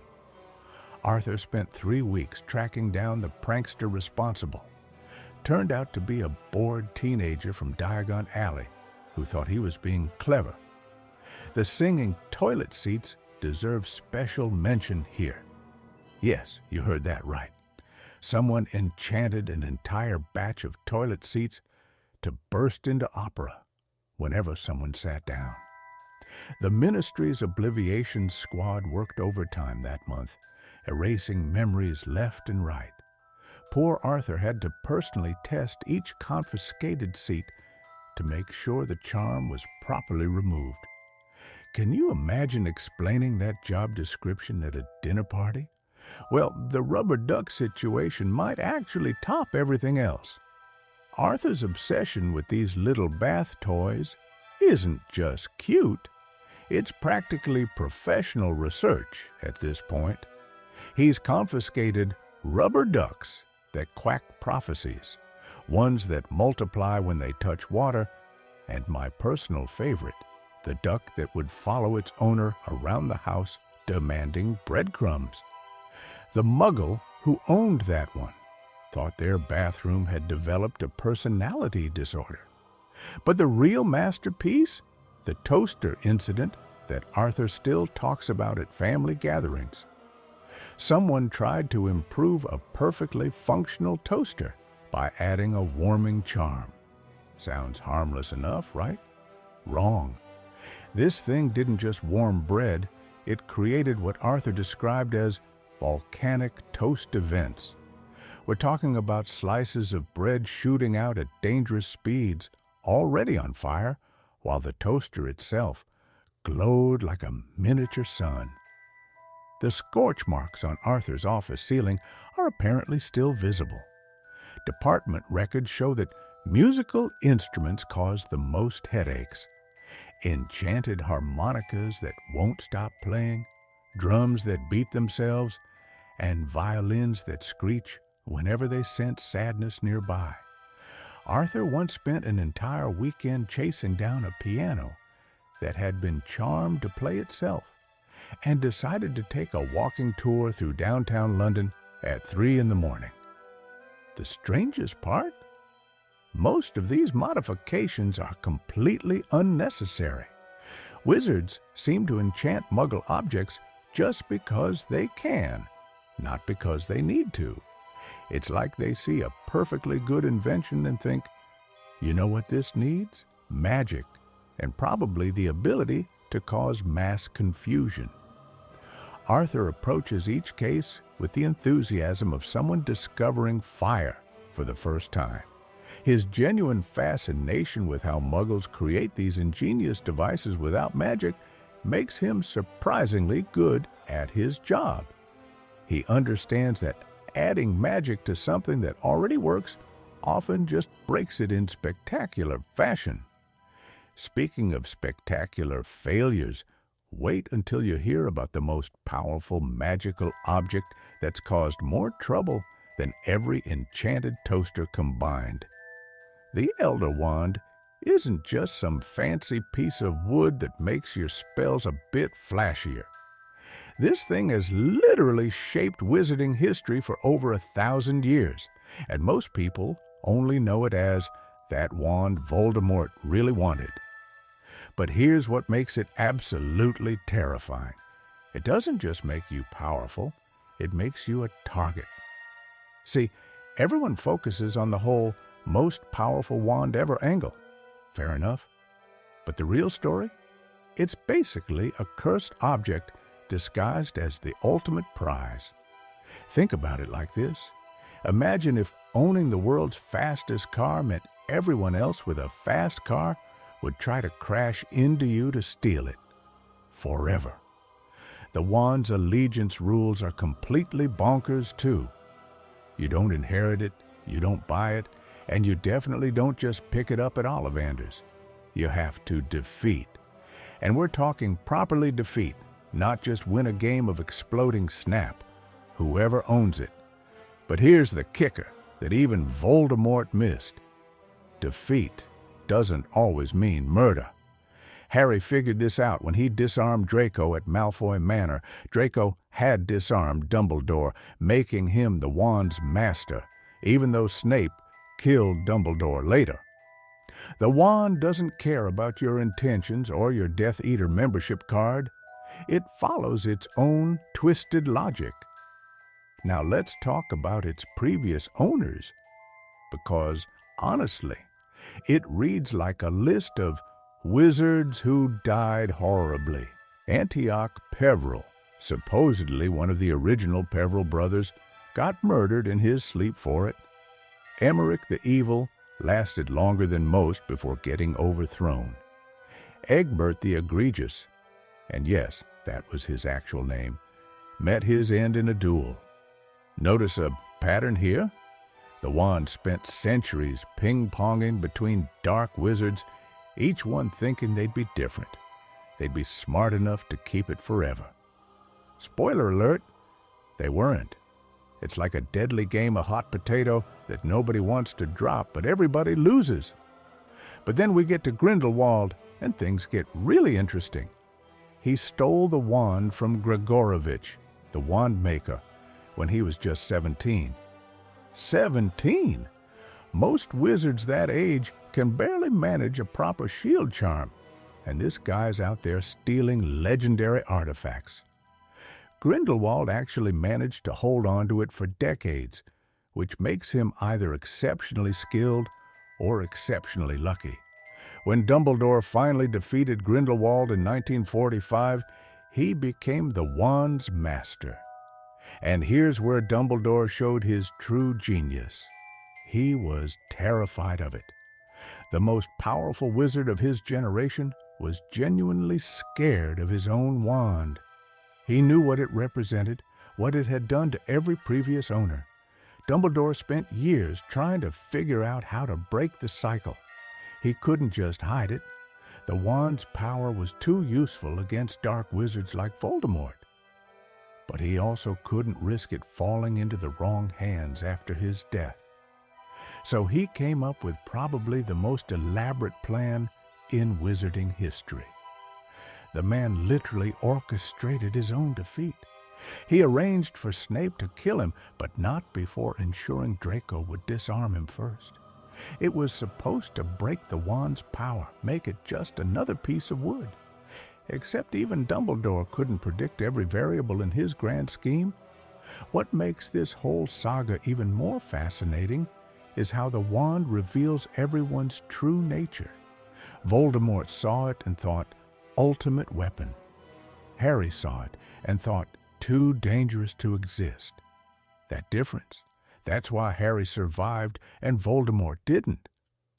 The Elder Wand represents everything wrong with the pursuit of absolute power. It promises everything and delivers only death. But speaking of things that promise one thing and deliver another, wait until you hear what Dumbledore's portrait had been secretly planning all along. You know what's fascinating about Dumbledore's portraits? They're not just pretty decorations hanging around Hogwarts looking wise and twinkly-eyed. These painted versions of past headmasters are basically magical consultants who never really retire. When Dumbledore died, his portrait didn't just magically appear in the headmaster's office overnight. The guy had been planning this for years.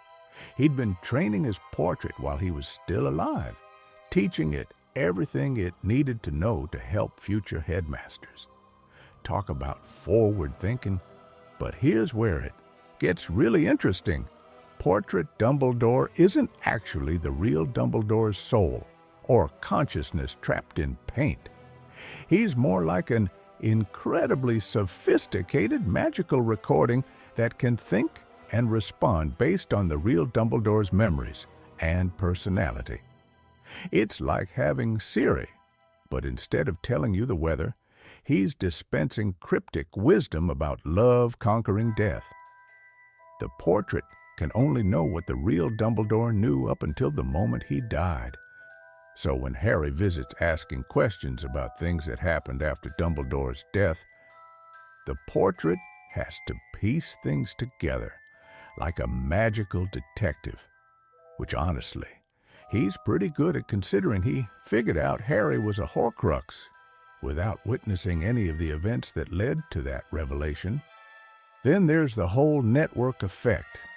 Dumbledore's portrait can travel between frames, popping up in other portraits around the school like he's teleporting through a magical social media feed. One minute, he's chatting with McGonagall in the headmaster's office. The next, he's gossiping with Sir Cadogan about the latest Gryffindor password drama. What's really clever is how Rowling used the portrait to solve a major storytelling problem. How do you keep your beloved mentor character involved in the story after killing him off? Portrait Dumbledore becomes this perfect balance between helpful guidance and frustrating limitation. He can offer advice, but he can't take action. He can share wisdom, but he can't make decisions for the living.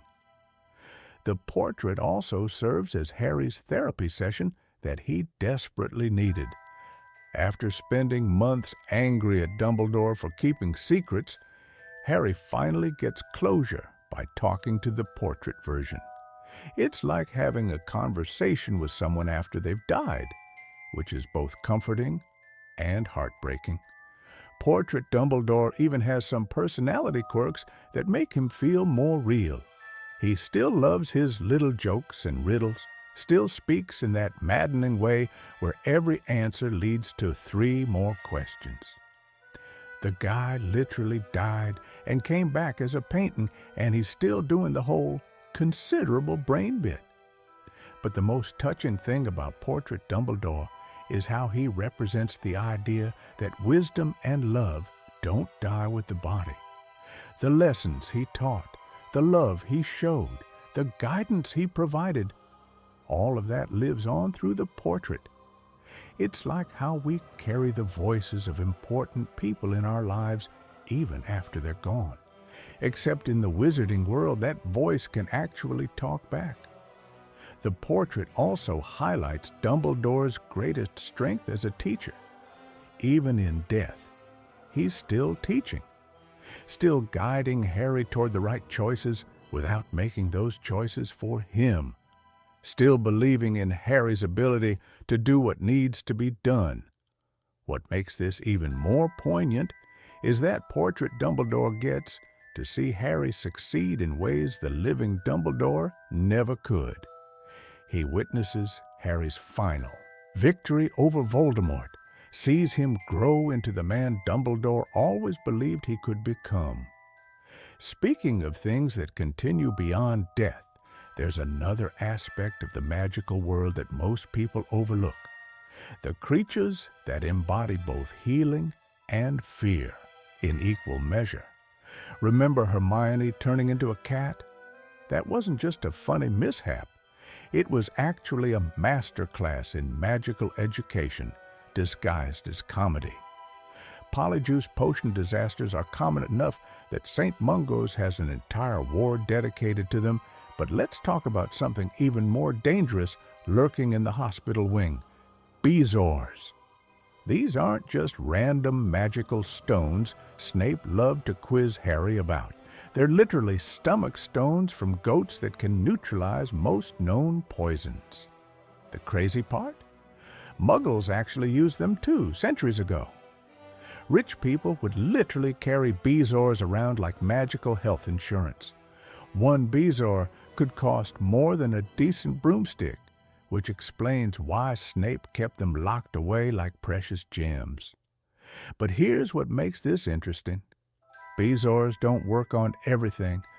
Love potions? Nope. Veritaserum? Still gonna spill your secrets? The draft of living death? You're still taking that magical nap. They're incredibly specific, which is why proper antidotes exist for most serious potions. It's like having a universal remote that only works on 3 specific TVs. The real genius is how Rowling used this detail. When Harry saves Ron from the poisoned mead, he doesn't need to remember complex potion recipes or brewing techniques.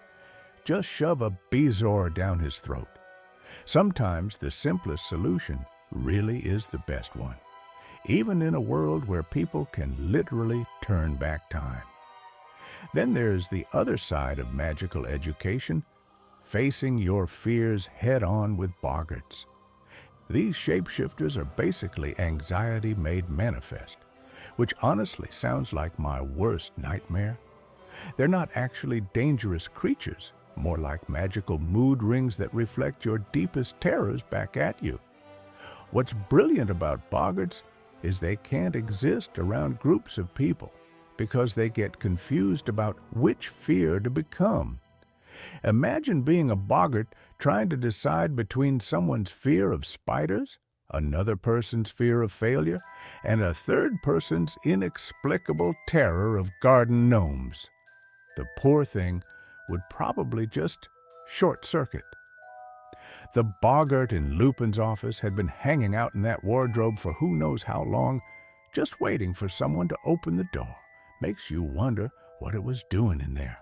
Practicing different scary faces, getting bored, planning its dramatic reveal. And let's be honest, the ridiculous spell is pure psychological genius. You literally defeat fear with laughter. Try being scared of something wearing your grandmother's clothes and singing show tunes. The magic isn't just in the wand movement. It's in completely changing your mental association with whatever terrifies you. Here's where it gets really clever, though.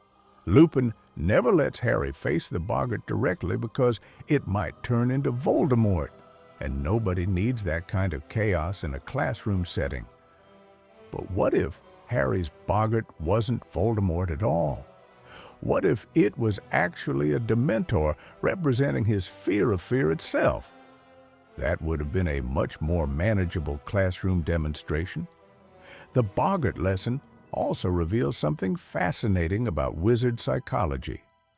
Neville's grandmother in that ridiculous outfit, Ron's giant spider wearing roller skates, Parvati's mummy tripping over its own bandages. These aren't just random funny images. They're deeply personal fears transformed into something powerless and absurd. Both Bezoars and boggarts represent the same magical principle. Sometimes the most effective solutions are surprisingly simple. Antidote to most poisons, ancient goat stone, cure for paralyzing fear, a good laugh, and some creativity. But speaking of creativity, wait until you hear about the ministry's most secretive department, where wizards spend their entire careers studying mysteries that make boggarts look like friendly puppies. Deep within the Ministry of Magic, behind doors that don't have handles, and in rooms without numbers, work the most secretive wizards in all of magical Britain. The Unspeakables. These aren't your average ministry employees filing paperwork about flying carpets or regulating cauldron thickness. No, these folks study things so dangerous, so mysterious, so fundamentally mind-bending that even their job descriptions are classified.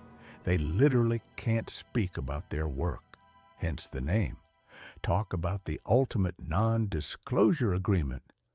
The Department of Mysteries houses them, and it's exactly what it sounds like. A place where wizards poke at the fundamental forces of magic itself. Love, death, time, space, prophecy. Just light reading material for your average Tuesday. While most wizards are content knowing that their Patronus works, these researchers want to understand why happiness can literally fight off soul-sucking demons. But here's what makes the unspeakables fascinating. They've been around longer than the ministry itself. These magical scientists were conducting experiments when the ministry was still figuring out how to regulate broomstick traffic. Some historical records suggest they predate official magical governance by centuries, working in secret societies and hidden laboratories long before anyone thought to organize wizard bureaucracy. Their research facility reads like a fever dream. The time room contains every time turner ever created, plus experimental time magic that would make Hermione's third-year schedule look like child's play. The love room, yes, that's actually what it's called, studies the most powerful force in magic. Apparently, love isn't just a feeling, it's a measurable, manipulable, magical energy. Who knew Lily Potter's sacrifice was basically advanced theoretical magic? Then there's the death chamber, home to the infamous veil. Remember that creepy archway that swallowed Sirius Black? That's unspeakable research equipment. They study what happens when we die, where we go, and whether death can be reversed or avoided entirely. Cheerful stuff for the office water cooler conversations they can't have. The Hall of Prophecy deserves special mention because it's simultaneously the most organized and most chaotic place in magical Britain. Thousands upon thousands of glowing orbs, each containing a prediction about someone's future. The Unspeakables catalog every prophecy ever made, cross-reference them, and try to understand how fate actually works. They're basically running a supernatural library that predicts everyone's destiny. What's really wild is their recruitment process. You don't apply to become an unspeakable, they find you. Usually after you've demonstrated exceptional skill in theoretical magic or shown unusual aptitude for dangerous magical research. Once you're in, your identity becomes classified. Your family thinks you work in government research. Your friends know you can't talk about work, ever. The magical binding that prevents them from discussing their research isn't just a workplace rule, it's literal magic woven into their job contracts. Try to spill department secrets, and the words simply won't come out. It's like having a permanent silencing charm on specific topics. Imagine trying to explain to your date why you can't discuss anything interesting about your day job. During Voldemort's rise, the Unspeakables became crucial to the war effort, though most people never knew it. They weaponized research into protective magic, developed new ways to detect dark magic, and probably created half the defensive spells the Order of Phoenix used. But did they get credit? Of course not. Can't acknowledge what officially doesn't exist. The really unsettling part is how their work affects everyday magical life without anyone knowing. That spell protecting your house might be based on unspeakable research.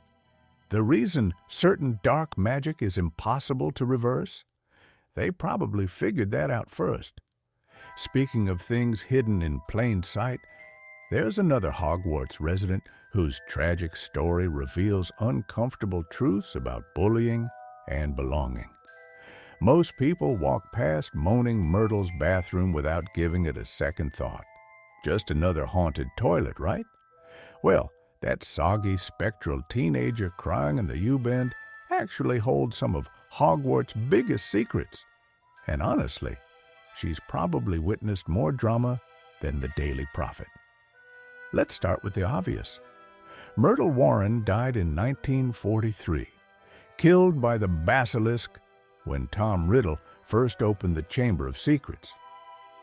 But here's what gets overlooked. She's the only ghost at Hogwarts who died as a student. Nearly headless Nick, the bloody Baron, the fat friar, all adults when they kicked the bucket. Myrtle was just 14, which explains why she acts like the most dramatic teenager you've ever met.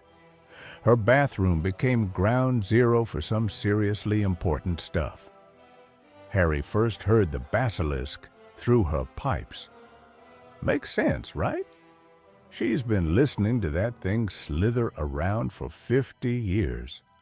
Most ghosts would probably mention the giant murderous snake to someone, but Myrtle was too busy feeling sorry for herself to connect the dots. Then there's her role as the world's most unlikely informant. Remember when she told Harry exactly how she died? That conversation basically solved the entire Chamber of Secrets mystery. She described seeing a pair of great yellow eyes by the sinks, then boom, dead. Without Myrtle's testimony, Harry never would have figured out the basilisk connection. But the weirdest part? She actually has a crush on Harry, a dead 14-year-old ghost swooning over a living boy. The whole thing gets pretty uncomfortable when you think about it. She follows him around, tries to comfort him, even shows up in his bath. Talk about boundary issues. Her bathroom also served as the perfect hideout for brewing polyjuice potion. Hermione chose it specifically because nobody ever goes in there. Who wants to deal with a sobbing ghost while trying to use the toilet? It's like having the world's most depressing bathroom attendant. Myrtle's emotional outbursts actually reveal a lot about how ghosts work in the wizarding world. She can flood entire floors when she's upset, which means ghosts aren't just wispy, powerless spirits. They can actually affect the physical world when their emotions run high. Ever notice how nearly headless Nick can make rooms cold when he's angry? Same principle. The girl's got serious abandonment issues too. She haunts Olive Hornby, the student who teased her about wearing glasses, for years after her death. The ministry had to step in and restrict Myrtle to Hogwarts grounds. Imagine getting a restraining order from a ghost. What's really tragic is that Myrtle represents every kid who ever felt invisible at school. She was bullied, ignored, and ultimately forgotten until she died. Even in death, most students avoid her. She's basically the poster child for why you should be nicer to the weird kid in your class.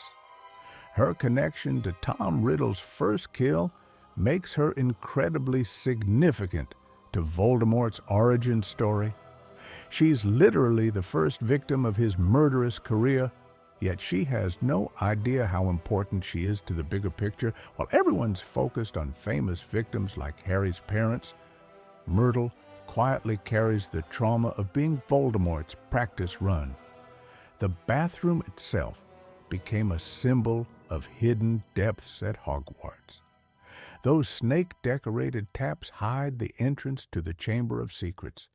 The sinks move aside to reveal a massive pipe system. It's like finding out your school bathroom is actually a secret lair. Sometimes, the most annoying characters end up being the most helpful. Myrtle might be a pain in the neck, but she's solved more mysteries than most auras. Speaking of mysteries, let's talk about another overlooked magical tool that bends the very fabric of time itself.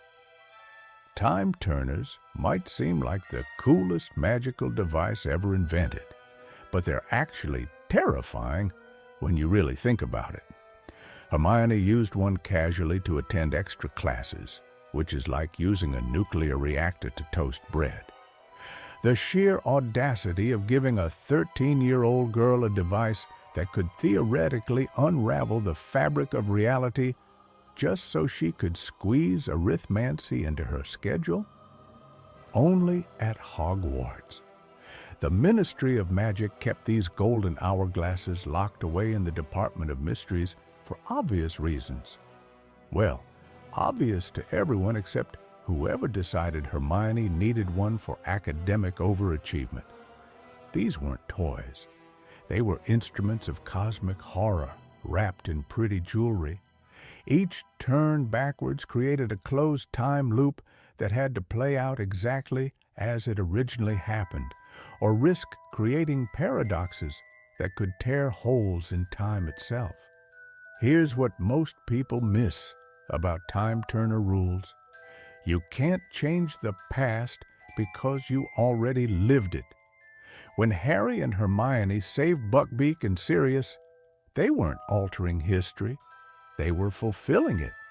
The mysterious Patronus that saved Harry from the Dementors, that was always future Harry. The rock that hit past Harry's head, future Hermione threw it. They were always part of those events, trapped in a predetermined loop like actors in a play they couldn't rewrite. But what happens if someone tries to break these rules? The Department of Mysteries has classified records of wizards who attempted to change significant past events. Some disappeared entirely, erased from existence as if they never were born. Others aged rapidly, decades passing in minutes as time corrected itself around their interference. One particularly unfortunate wizard got stuck in a temporal loop, living the same day over and over for what felt like centuries before Ministry Unspeakables could extract him. The most disturbing part about Time Turners isn't the paradoxes, though. It's the implications for free will. If Hermione was always meant to save Buckbeak, did she really choose to do it? Or was she just following a script written by time itself? Every decision in a time loop becomes predetermined, turning heroes into puppets, dancing to temporal strings they can't see. Then there's the practical nightmare of manufacturing these devices. Each time turner required phoenix feathers, powdered moonstone, and most crucially, a single drop of time itself. Yes, actual time had to be harvested and crystallized through processes so dangerous that 3 unspeakables died just perfecting the technique. The waiting list for new time turners stretched decades, with most requests denied for being insufficiently catastrophic to justify temporal intervention. The Department of Mysteries kept exactly 24 time turners in existence, each capable of traveling back no more than 5 hours. Any longer risked what they called temporal displacement syndrome, a condition where the traveler's personal timeline began drifting away from universal time like a broken clock.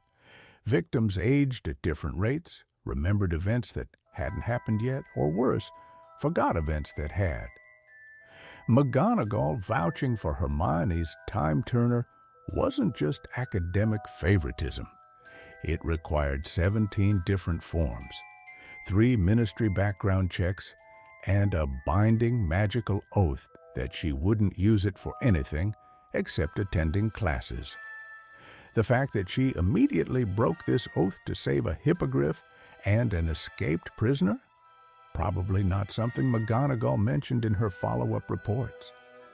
The Battle of the Department of Mysteries destroyed every single time turner in Ministry possession, and nobody seemed particularly upset about it. Even the Unspeakables breathed sighs of relief. They'd been studying time for decades and concluded that humans simply weren't responsible enough for temporal manipulation. We can barely handle daylight saving time without complaining. Speaking of the Department of Mysteries, though, those time turners were just one small part of their terrifying research collection. The Ford Anglia didn't just disappear into the Forbidden Forest after dropping Harry and Ron off. It became something far more interesting than anyone realized. Most people remember the car crashing into the Whomping Willow, ejecting our heroes and driving away in a huff. But what happened next? The car essentially went feral. It developed its own personality, living wild in the forest like some mechanical creature that had tasted freedom and decided it liked the flavor. Arthur Weasley had enchanted that car with protection charms, making it rust-proof and giving it the ability to become invisible. Those weren't party tricks. They were survival mechanisms that allowed the Anglia to thrive in one of the most dangerous magical locations in Britain. The car learned to hunt spiders, developed territorial instincts, and even figured out how to maintain itself using forest resources. When it saved Harry and Ron from Aragog's children later, the car wasn't just following old programming, it had become genuinely protective of them. Think about that for a second. A car developed emotional attachments. That's either touching or terrifying, depending on how you look at it. The Ford Anglia represents something deeper than Arthur's fascination with Muggle technology. It's proof that magic doesn't just modify objects, it can give them life, purpose, even consciousness. Arthur didn't just enchant a car, he accidentally created a new form of magical creature. The Ministry probably still classifies it as an illegal modification, but technically, they've got a sentient vehicle roaming the Scottish Highlands. Other wizards have tried similar experiments with varying degrees of success. The night bus, for instance, shows signs of personality, though it's more like a eager-to-please dog compared to the Anglia's independent streak.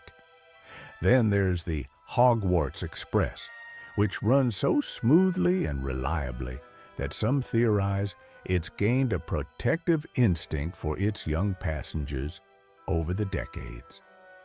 The real genius of Arthur's work wasn't the flying ability. Plenty of wizards can make objects fly. It was the integration of Muggle engineering with magical enhancement.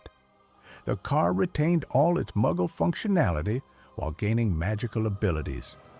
Most wizard-modified Muggle objects lose their original purpose entirely, becoming magical curiosities that barely resemble their source material. Here's what makes the Anglia's story even more remarkable. It chose to stay at Hogwarts. The car could have flown anywhere in the world. It had invisibility, magical protection, and unlimited range. Instead, it decided to make the Forbidden Forest its home, positioning itself near the school where it first tasted adventure. Students occasionally report seeing mysterious headlights moving between the trees at night. Sometimes they hear an engine purring in the distance. The car has become part of Hogwarts' ecosystem, another guardian watching over the students in its own unique way. Hagrid mentioned once that something had been keeping the more dangerous creatures away from the castle grounds, but he never figured out what. The Ford Anglia proves that magic and technology aren't opposites. They're dance partners. When combined thoughtfully, they create something entirely new. Arthur understood this better than most wizards, who view Muggle inventions as inferior substitutes for proper magic. He saw potential where others saw primitiveness. That beat-up turquoise car, dented and scarred from its forest adventures, represents the perfect fusion of two worlds. It's got the reliability of Muggle engineering wrapped in the wonder of wizarding enchantment. Plus, it never needs fuel, insurance, or an MOT test. The car's transformation from family transport to forest guardian mirrors Harry's own journey in many ways. Both started ordinary, faced extraordinary circumstances, and emerged as protectors of something greater than themselves. Speaking of extraordinary transformations, few magical abilities capture the imagination quite like becoming an animal at will. The secrets behind animagus magic reveal just how complex the relationship between wizard and beast truly becomes. When Dolores Umbridge banned student organizations, most kids would have just complained to their parents. But Harry Potter and his friends, they decided to build their own secret army right under her pink, kitten-loving nose. Dumbledore's army wasn't just some study group meeting in a dusty classroom. These students transformed into actual resistance fighters, teaching each other spells that could save their lives. The irony is delicious. While Umbridge obsessed over controlling every aspect of Hogwarts, she completely missed the biggest rule-breaking operation in the school's history happening right beneath her feet. The Room of Requirement became their headquarters, which honestly makes perfect sense.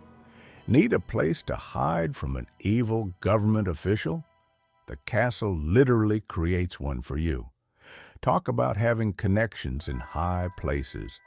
But here's what most people forget. 28 students showed up to that first meeting, and by the end, they had recruited nearly double that number. Neville Longbottom went from the kid who melted cauldrons to someone confidently teaching the stunning spell. Luna Lovegood, whom most students avoided like she had some contagious disease, became one of their most reliable members. Even Zacharias Smith joined, though he spent half his time complaining like he was reviewing a restaurant with terrible service. Then there's the communication system. Those fake galleons weren't just clever, they were borderline genius. Hermione basically invented magical text messaging decades before Muggles figured out smartphones.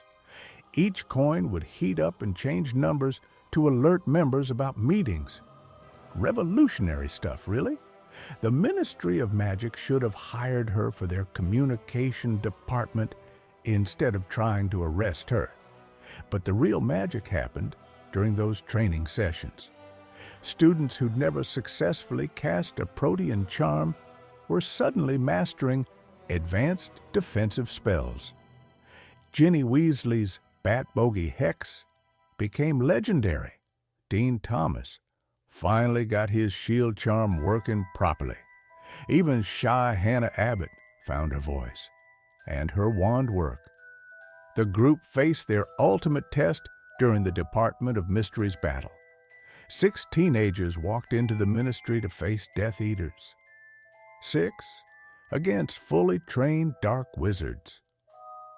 Most adults wouldn't attempt something that reckless, but these kids held their own remarkably well. Sure, things went sideways faster than a Quidditch match in a hurricane, but they proved their training meant something real. What makes Dumbledore's army truly special isn't the spells they learned or the battles they fought. It's how they transformed from isolated students into a genuine community. They created bonds that lasted through the war and beyond. When Voldemort took over Hogwarts the following year, guess who led the resistance? The same kids who'd been meeting secretly in that magical room. The group's influence extended far beyond their original membership, too. Other students noticed their confidence, their improved spell work, their willingness to stand up for what's right. Word spread through the school like Fawkes's Phoenix song, quietly but powerfully. Looking back, Umbridge's authoritarian approach backfired spectacularly. Instead of creating obedient students, she accidentally forged some of the war's most effective young fighters. Every educational decree she posted just motivated them more. Every punishment she handed out strengthened their resolve. These weren't professional aurors or experienced order members. They were teenagers learning magic in a room that appeared when they needed it most. Yet they became something extraordinary, proof that sometimes the best way to learn is by teaching each other. Speaking of magical rooms with hidden purposes, Hogwarts contains dozens of mirrors throughout its corridors, and each one holds secrets that go far deeper than simple reflections. Ever notice how mirrors at Hogwarts aren't just for checking your tie or fixing your hair after a particularly windy Quidditch match? These reflective surfaces hold more secrets than a Slytherin's diary. And trust me, that's saying something. The Mirror of Erist gets all the fame, showing your deepest desires and making grown wizards weep like first years who've just received their first howler. But it's just one of dozens scattered throughout the castle. Each mirror has witnessed centuries of student drama, midnight wanderings, and probably more than a few awkward teenage moments that would make even the Bloody Baron blush. Take the talking mirror in the girls' dormitory. This chatty piece of glass has been dishing out fashion advice since before your great-grandmother's great-grandmother was born. "Those robes make you look pale, dear," it might say, completely oblivious to the fact that you're about to face a Hungarian horntail. Because apparently, looking good is more important than surviving dragonfire. Then there's the mirror on the 4th floor that shows you backwards. Not just your reflection. Everything appears reversed. Students discovered this creates the most disorienting experience, since someone thought it was brilliant to put moving staircases in a school. Walking past it feels like your brain is doing somersaults while riding the night bus during a thunderstorm.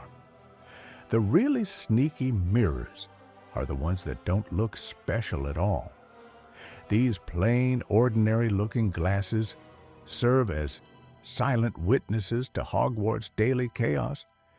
They've reflected everything from Fred and George's latest prank preparations to Snape's rare moments of almost smiling. Almost. But here's where things get truly fascinating. Mirrors in the wizarding world aren't just passive observers, they're active participants. The two-way mirror that Sirius gave Harry proves that these reflective surfaces can bridge distances better than any owl postal service. Imagine having FaceTime centuries before Muggles even invented the telephone. Revolutionary stuff, really. What makes Hogwarts mirrors particularly special is their magical memory. Unlike regular mirrors that forget your reflection the moment you walk away, these enchanted surfaces retain impressions. Late at night, when the castle settles into its ancient rhythms, some mirrors still show faint echoes of past reflections. Students from decades ago might flicker briefly in the glass like magical photographs that refuse to stay still. The bathroom mirrors deserve their own category entirely. They've seen more teenage angst than a guidance counselor's office. Moaning Myrtle's bathroom mirror in particular has reflected centuries of tears, tantrums, and the occasional polyjuice potion brewing session. Poor thing has probably developed PTSD from all the drama it's witnessed. McGonagall's office mirror holds a special distinction. It's the only one brave enough to tell her when her hat's crooked. Even the most outspoken portraits wouldn't dare comment on her appearance. But this fearless mirror speaks truth to power daily. Respect. Some mirrors at Hogwarts are downright mischievous. There's one on the 3rd floor that shows you with different hairstyles every time you look. Another adds mustaches to everyone's reflection, regardless of age or gender. The castle's sense of humor apparently extends to its furnishings. The most mysterious mirrors are those hidden in secret passages and forgotten rooms. These ancient-looking glasses have reflected the faces of students who discovered Hogwarts' hidden secrets long before Harry ever set foot in the castle. They're like time capsules made of silver and glass, holding memories that even the ghosts have forgotten. And here's the unsettling part. Mirrors never lie. While portraits can be diplomatic and ghosts can be forgetful, mirrors show exactly what's there. No flattery, no sugarcoating, no polite omissions. They're the most honest fixtures in a castle full of secrets. Speaking of secrets, wait until you discover what's really happening in Hogwarts kitchens while you're sleeping. You know what's more magical than watching food appear out of thin air? Actually understanding how those enormous Hogwarts feasts happen.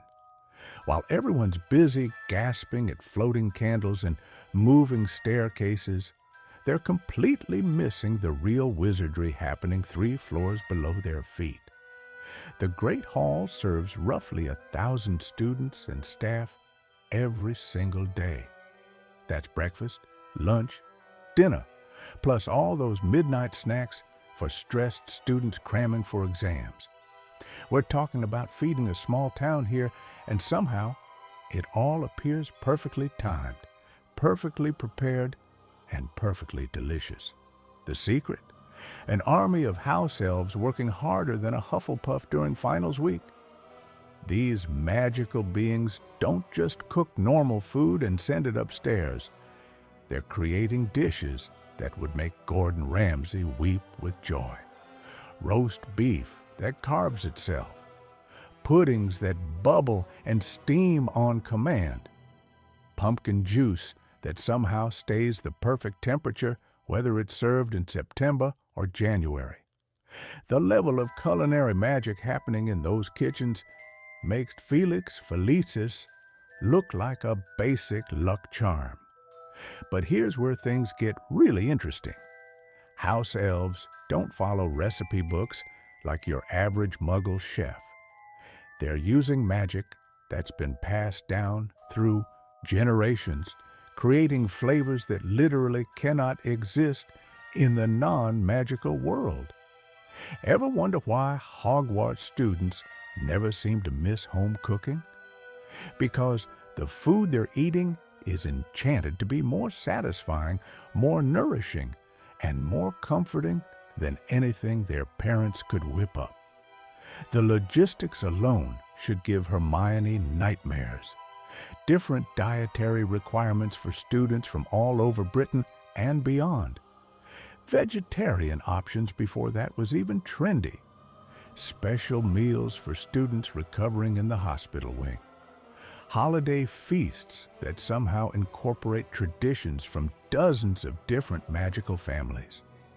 All coordinated by house elves who apparently have better organizational skills than the entire Ministry of Magic. Then there's the presentation aspect that nobody talks about. Those dishes don't just teleport onto the tables randomly. There's a precise timing system that ensures everything arrives hot, fresh, and in the right order. Appetizers first, then mains, then desserts, that somehow multiply when students are still hungry. It's like dinner theater, except the theater is magical and the audience is a bunch of teenagers who think they know everything. The house elves also handle special occasions with the kind of attention to detail that would make wedding planners jealous.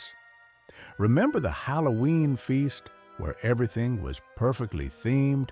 Or those Christmas dinners with crackers that actually contained useful gifts instead of paper crowns and bad jokes? That's not accident.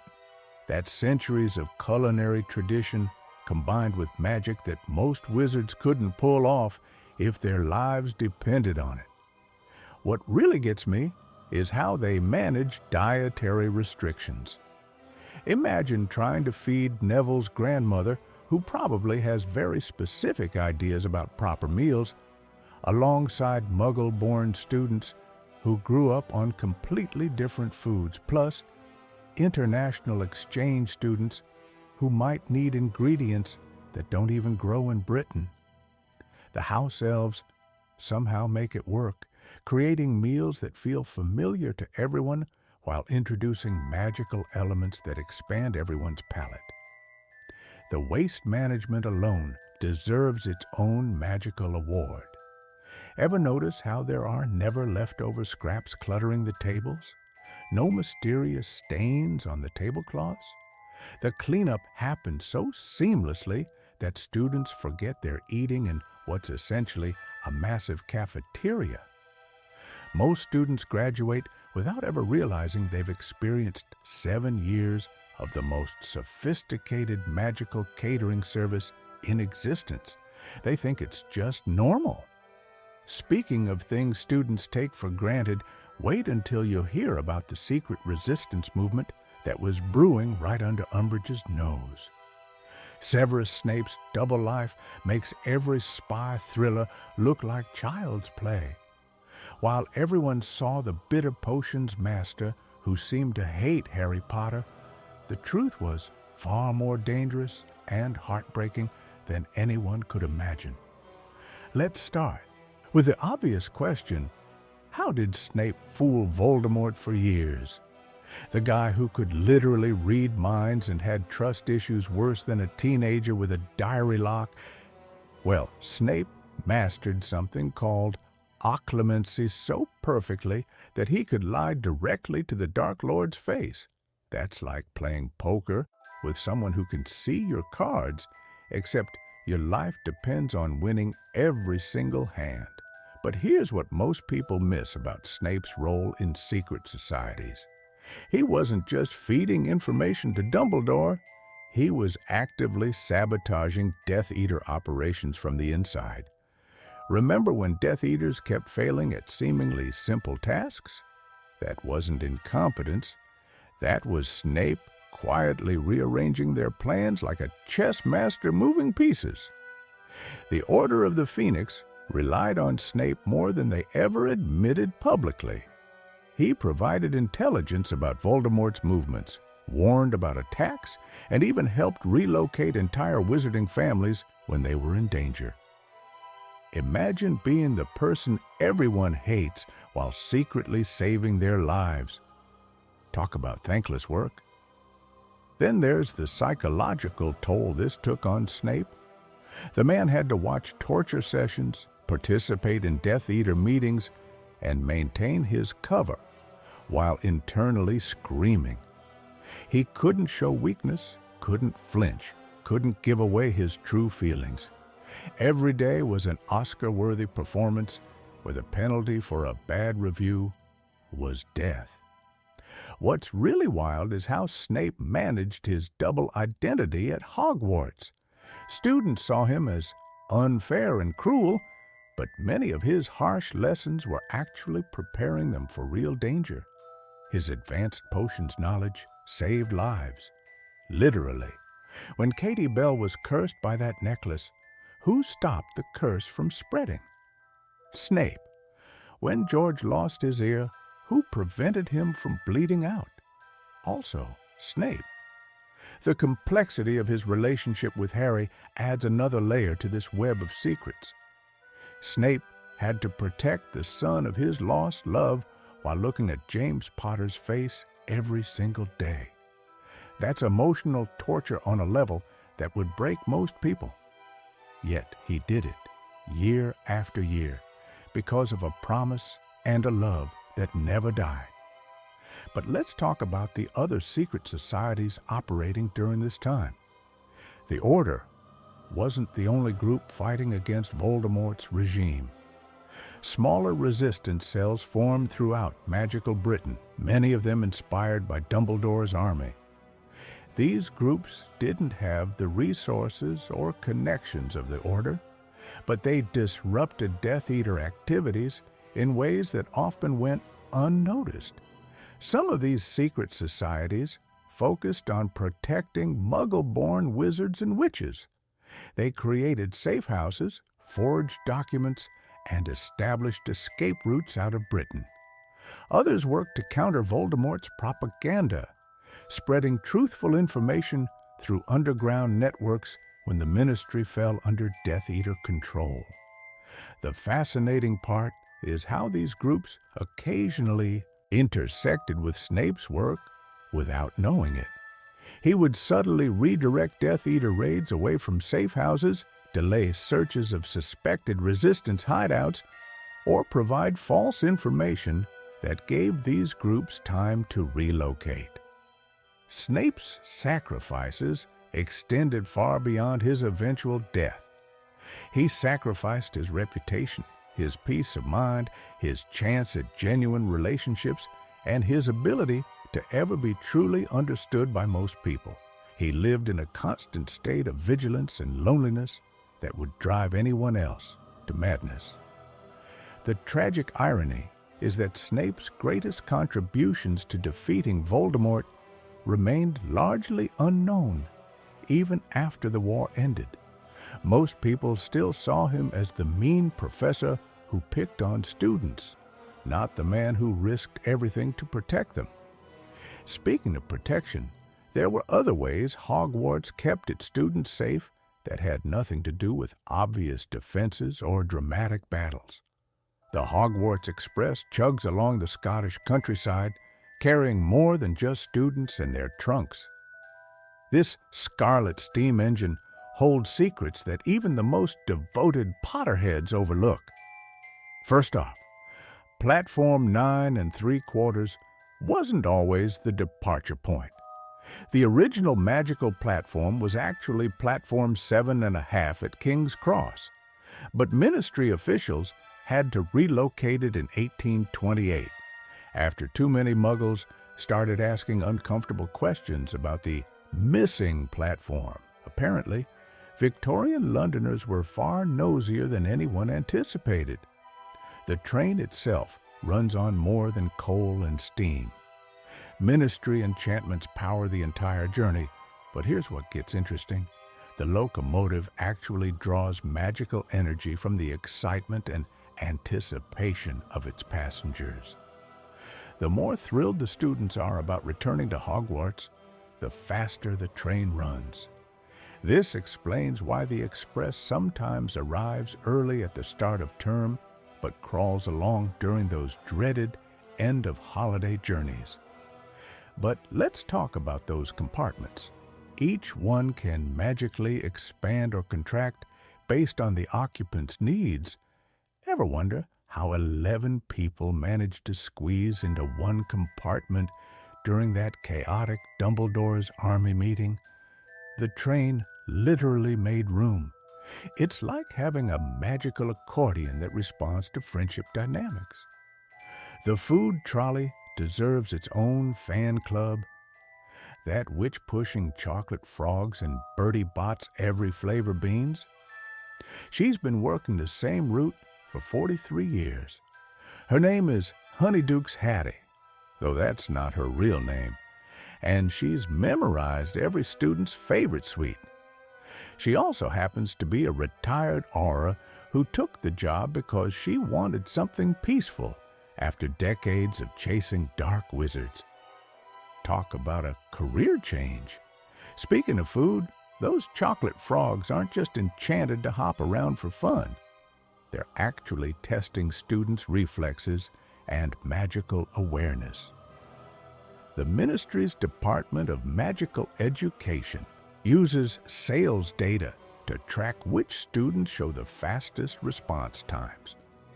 Quick chocolate frog catchers often get flagged as potential Quidditch prospects or Auror candidates. Who knew candy could be a career assessment tool? The Express has exactly 99 compartments, though most students never realize this. The 99th compartment remains perpetually empty, not because it's broken or cursed, but because it's reserved for emergencies. During Voldemort's second rise, this hidden compartment served as a safe house for students whose families were in immediate danger. The train conductor, a wizard named Bert Winkworth, personally escorted dozens of at-risk students to safety using this secret space. Then there's the train's peculiar relationship with time. The journey from London to Hogsmeade takes exactly 9 hours and 15 minutes, regardless of weather, magical interference, or even Dementor attacks. This isn't coincidence.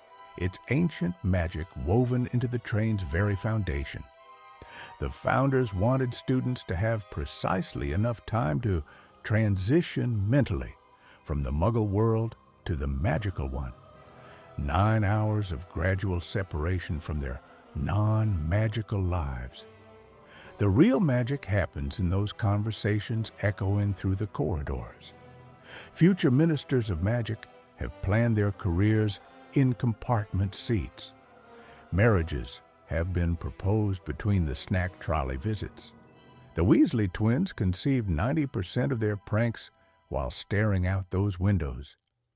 Even Tom Riddle once sat in compartment 13, though legend says the seat still feels unusually cold. Every broken window, scuffed floor, and worn seat cushion tells a story spanning decades of student adventures. The train keeps a magical record of every journey, every laugh, every tear shed within its walls. But here's something that might surprise you. The Express doesn't just transport students to Hogwarts. Sometimes it carries something far more mysterious.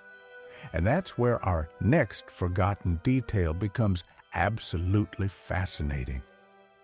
The Deathly Hallows weren't just some bedtime story Xenophilius Lovegood made up to impress Luna. These 3 legendary objects have been causing wizards to lose their minds for over 1,000 years. And honestly, most of them probably deserved what they got: the Elder Wand, the Resurrection Stone, and the Invisibility Cloak. 3 brothers, Death himself, and a tale that makes every wizard think they're cleverer than the last guy who tried to collect all 3. Spoiler alert, they usually weren't. But here's what gets me about this whole legend. Everyone focuses on the objects themselves, but nobody talks about how many wizards have spent their entire lives chasing shadows based on a children's story. We're talking about nearly 50 different owners of these items over a millennium. That's roughly one ambitious wizard every 20 years thinking they've cracked the code to immortality. The Elder Wand alone has the most violent history in wizarding kind. Think about it. A wand that only responds to whoever defeated its previous owner? That's basically a magical kick-me sign that says, "Please murder me for my stick." No wonder it changed hands 20 times before Dumbledore got his hands on it. And each time someone new claimed it, they thought they were different. They thought they were the one wizard smart enough to handle ultimate power. Grindelwald thought so. Voldemort definitely thought so. Even Dumbledore, arguably the most powerful wizard of his generation, spent years trying to master death itself. The Resurrection Stone might be even crueler. Imagine being told you can bring back everyone you've ever lost, only to discover they come back as hollow echoes of themselves. The second Peveril brother learned that lesson the hard way, and apparently nobody since then thought to maybe ask him how it went before trying it themselves. Then there's the Invisibility Cloak, which seems like the most practical of the 3 until you realize it's been sitting in the Potter family for generations. James Potter had one of the most powerful magical artifacts in existence and used it mostly for pranks and sneaking around Hogwarts. Classic marauder behavior, really. What's fascinating is how the tale itself has shaped wizard culture. The symbol of the Hallows, that triangle with a circle and line through it, has appeared in dark magic circles, carved into wands, and even worn as jewelry by wizards who probably couldn't tell you what it actually represents. It's like the Wizarding World's version of getting a tattoo in a language you don't speak. Grindelwald literally made it his symbol, carving it into walls and using it to rally followers who thought they were fighting for some greater magical destiny. Meanwhile, he was just another wizard obsessed with cheating death, convinced that possessing all three hallows would make him master of death itself. The really twisted part?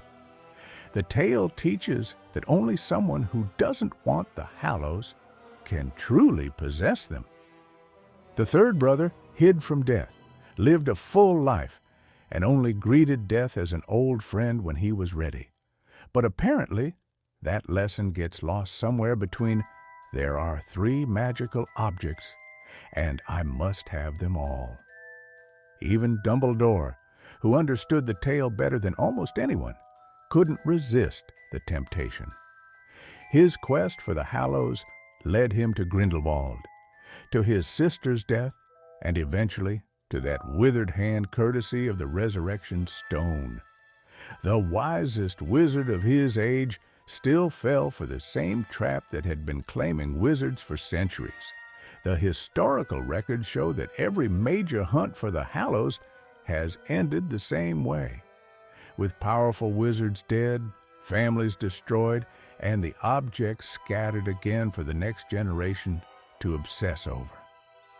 It's like watching the same tragic play performed over and over with different actors, but the same inevitable ending.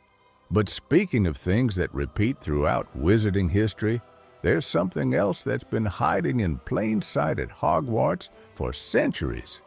The pets at Hogwarts aren't just cute companions sitting around looking adorable. They're practically secret agents with fur, feathers, and whiskers. Take Crookshanks, for instance. While everyone thought he was just being mean to Scabbers, this ginger furball actually detected that Ron's rat was really Peter Pettigrew in disguise. That's some serious detective work from a cat who probably spent half his day napping. But here's what's fascinating about magical pets. They don't just deliver mail or catch mice like their muggle counterparts. These creatures form bonds that go way deeper than typical pet ownership. Harry's owl Hedwig wasn't just his postal service. She was his connection to the wizarding world during those miserable summers at Privet Drive, bringing him news and reminding him he belonged somewhere else. The pet selection process at Diagon Alley is basically like magical speed dating. Students browse through cages full of potential companions, hoping to find their perfect match. Some kids probably spent more time choosing their pet than picking their classes. Smart move, honestly, considering these animals would stick with them through 7 years of teenage drama and dark wizard attacks. Owls deserve their own award ceremony for services to the wizarding community. They navigate through storms, dodge hexes, and somehow always find their recipient even when addresses change. Meanwhile, Muggle postal workers complain if they have to walk an extra block. These feathered messengers handle international mail, package delivery, and even classified ministry correspondence without ever losing a single letter. Ron's rat Scabbers lived for 12 years, which should have been the first red flag. Normal rats live maybe 3 years tops. But nobody questioned why this particular rodent was basically the Methuselah of the pet world. Sometimes the most obvious clues hide in plain sight, especially when you're too busy dealing with homework and Quidditch practice to notice your pet's suspicious longevity. Then there's Neville's toad Trevor, who became famous for his escape artistry. This amphibian had more disappearing acts than a professional magician. Poor Neville spent half his Hogwarts years chasing Trevor through corridors, probably getting more exercise than he bargained for. The toad might have been doing him a favor, building up his stamina for future battles. What's really clever about the pet system is how it reflects each student's personality. Hermione chose Crookshanks partly because nobody else wanted him. Classic Hermione, standing up for the underdog even in pet form. Harry got Hedwig as a birthday gift, but their bond became one of his most important relationships. Ron inherited Scabbers, which perfectly fits his hand-me-down family situation. The pets also serve as emotional support during the toughest times. When students feel homesick or overwhelmed, having a familiar creature nearby provides comfort that even magic can't always deliver. There's something universally soothing about stroking a cat's fur or hearing an owl's gentle hooting that transcends the wizarding world's complexities. Here's where it gets really interesting, though. Some pets seem to understand danger before their owners do. Hedwig's behavior often changed when threats approached. Crookshanks consistently tried to expose Scabbers despite everyone thinking he was just being territorial. These animals possess instincts that complement magical education in ways most people never consider. The pet population at Hogwarts creates its own ecosystem. Cats prowl the corridors at night. Owls come and go from the owlery, and various other creatures find their niches within the castle walls. It's like a magical Noah's Ark, except instead of surviving a flood, they're helping students survive adolescence and evil wizards. But the real magic happens in the unexpected partnerships between species and students, where loyalty transcends the typical pet-owner relationship and becomes something closer to true friendship. Speaking of unexpected partnerships, the next topic reveals how an ancient tournament brought together students from different schools in ways nobody anticipated. The Triwizard Tournament wasn't just some wizard Olympics with a fancy cup as the prize. This ancient competition was basically designed to test whether teenage wizards could survive what would make most adults quit magic forever. And honestly, the fact that anyone volunteered speaks volumes about either wizard bravery or wizard stupidity.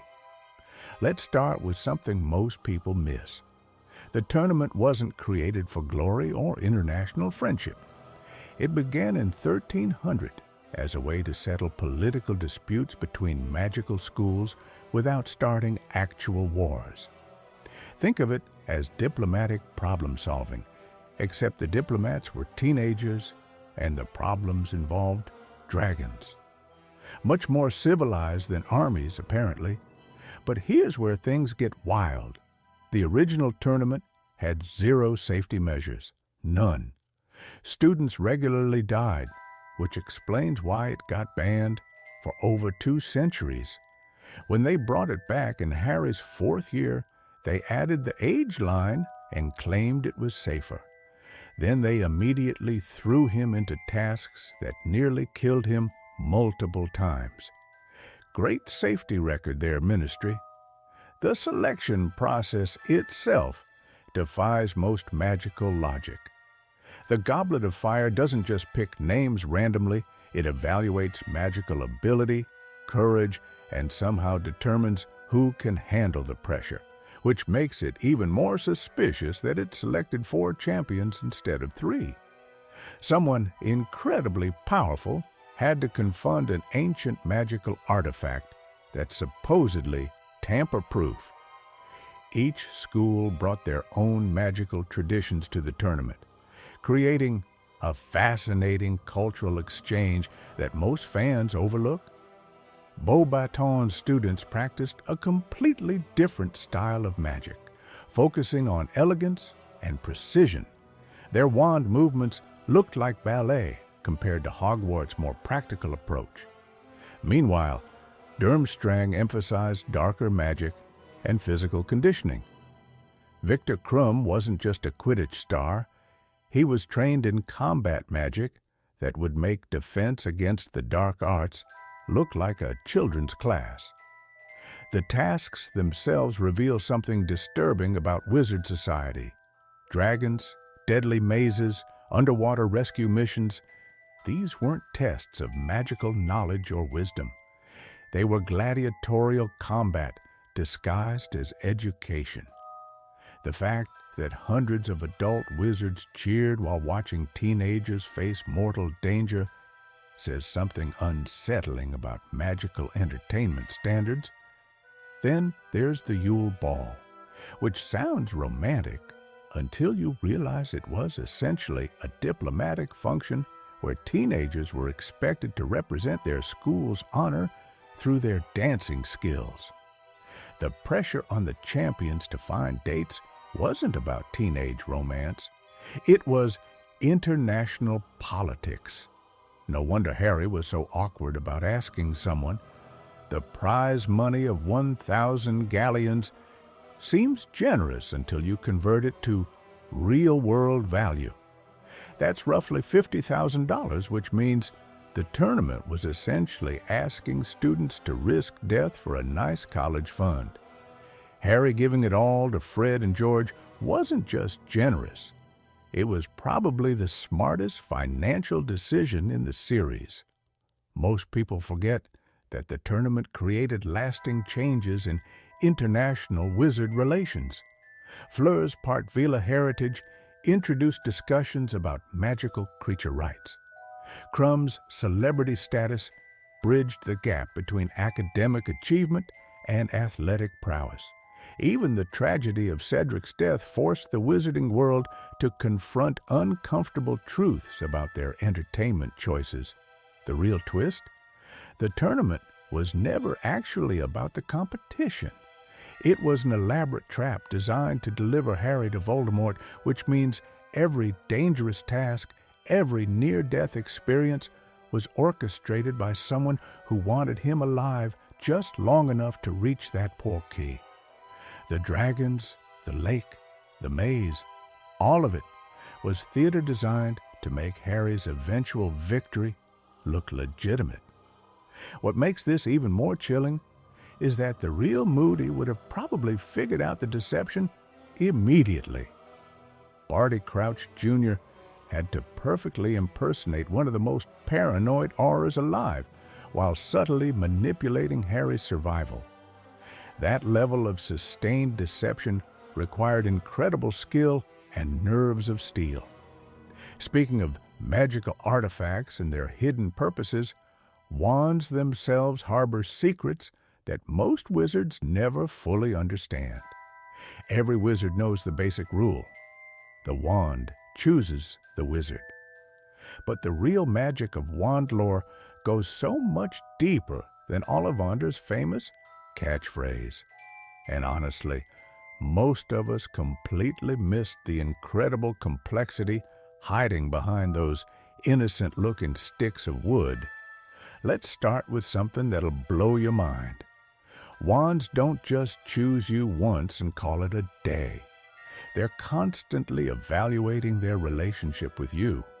Think Harry's wand turning on him during the camping trip wasn't just about broken loyalty to Hermione? Wrong. His wand had been testing him for months, deciding whether he was still worthy of its partnership. Wands are basically the ultimate relationship partners. They demand growth, respect, and emotional maturity. The core materials tell stories most fans never consider.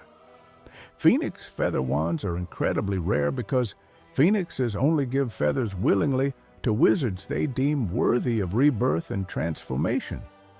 That's why Harry and Voldemort's wands shared that core.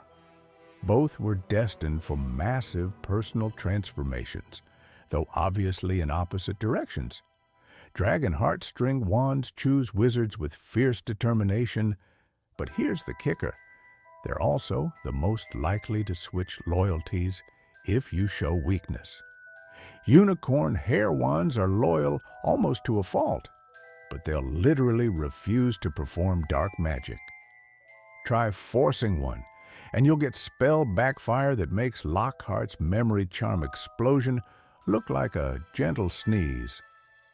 But the wood choice reveals even more personality secrets than most realize.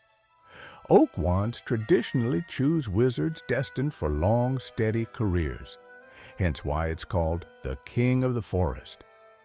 Willow wands have an unusual quirk. They perform best for wizards with some kind of insecurity or emotional wound to overcome. Makes you wonder about the psychological profiles Ollivander was secretly keeping, doesn't it? Here's where wand lore gets absolutely wild. Wands can actually develop what experts call emotional scar tissue from traumatic experiences. When a wizard dies, their wand doesn't just become available for someone else. It carries the psychic imprint of that death. This is why ancient wands, passed down through families, often have unpredictable quirks.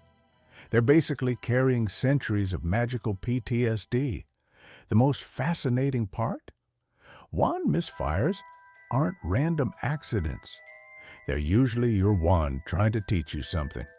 That spell that backfired during your transfiguration exam? Your wand probably sensed you were attempting magic beyond your emotional maturity level. Wands have this annoying habit of being right about their wizard's capabilities, even when we don't want to admit our limitations. Ron's hand-me-down wand situation was actually a perfect example of wand lore gone wrong. Charlie's dragon working had infused that wand with very specific magical experiences. When Ron tried using it for delicate spell work, the wand was basically saying, "Sorry, kid, I'm used to wrestling dragons, not turning rats yellow." That's why getting his own wand in third year transformed Ron's magical abilities so dramatically. Professional wand makers like Ollivander possess almost supernatural insight into personality wand matching. They're reading micro-expressions, magical aura fluctuations, and probably your deepest insecurities, all while chatting about wood grains. The man remembered every single wand he'd ever sold, including exactly how each customer reacted to different combinations. That's not just good memory. That's understanding magical psychology on a level most wizards can't comprehend. And those legendary wand dueling techniques masters use, they're not just about casting spells faster, they're about achieving perfect harmony with your wand's personality, turning two separate magical entities into one unified force. The wand stops being a tool and becomes an extension of your magical soul. What's really mind-blowing is how wand compatibility can change throughout your life, reflecting personal growth and shifting magical abilities. But those mysterious wand transformations are nothing compared to the secrets hiding in Hogwarts' very architecture, where every step you take might be testing you in ways you never imagined. Walking through Hogwarts feels like navigating an obstacle course designed by someone with a twisted sense of humor. Every corridor holds surprises that'll either make you laugh or leave you face first on ancient stone floors. The trick steps are legendary among students. Picture this. You're rushing to defense against the dark arts, already 5 minutes late because you got lost again. And suddenly, your foot plunges straight through what looked like perfectly solid marble. That's step number 7 on the staircase to the 4th floor. It's caught more students than a Quidditch net catches golden snitches. But here's what makes it brilliant. These aren't accidents or poor castle maintenance. They're intentional. Some say the founders built them as character tests. Others think it's just centuries of Hogwarts developing its own personality. Either way, every student learns to hop over that 7th step like they're playing magical hopscotch. The moving staircases add another layer of chaos to daily life. They swing around whenever they feel like it, completely ignoring student schedules. You might start climbing toward Gryffindor Tower and end up at the entrance to the dungeons instead. It's like the castle enjoys watching first years panic when they realize they're completely lost. Then there are the doors that aren't actually doors. Some require polite requests. "Please, may I enter?" works on the door to the Ravenclaw common room. Others need tickling in exactly the right spot.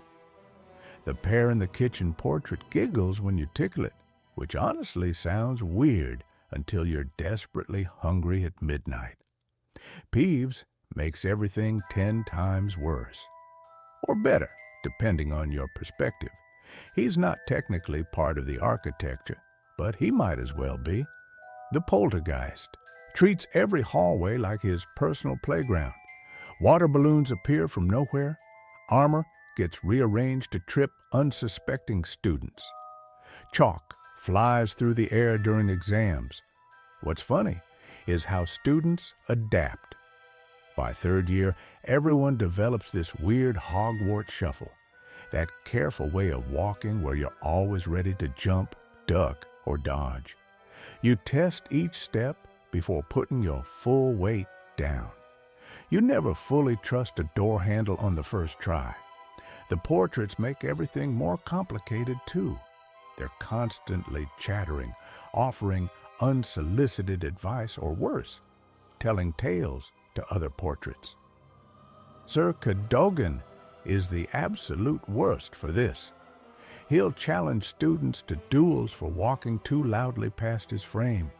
The man's been dead for centuries, but still thinks he's a knight-errant looking for adventure. Some corridors change completely depending on the day of the week. The third-floor corridor that's forbidden one year becomes a perfectly normal hallway the next. Rooms appear and disappear like they're playing hide and seek, with the students trying to find them.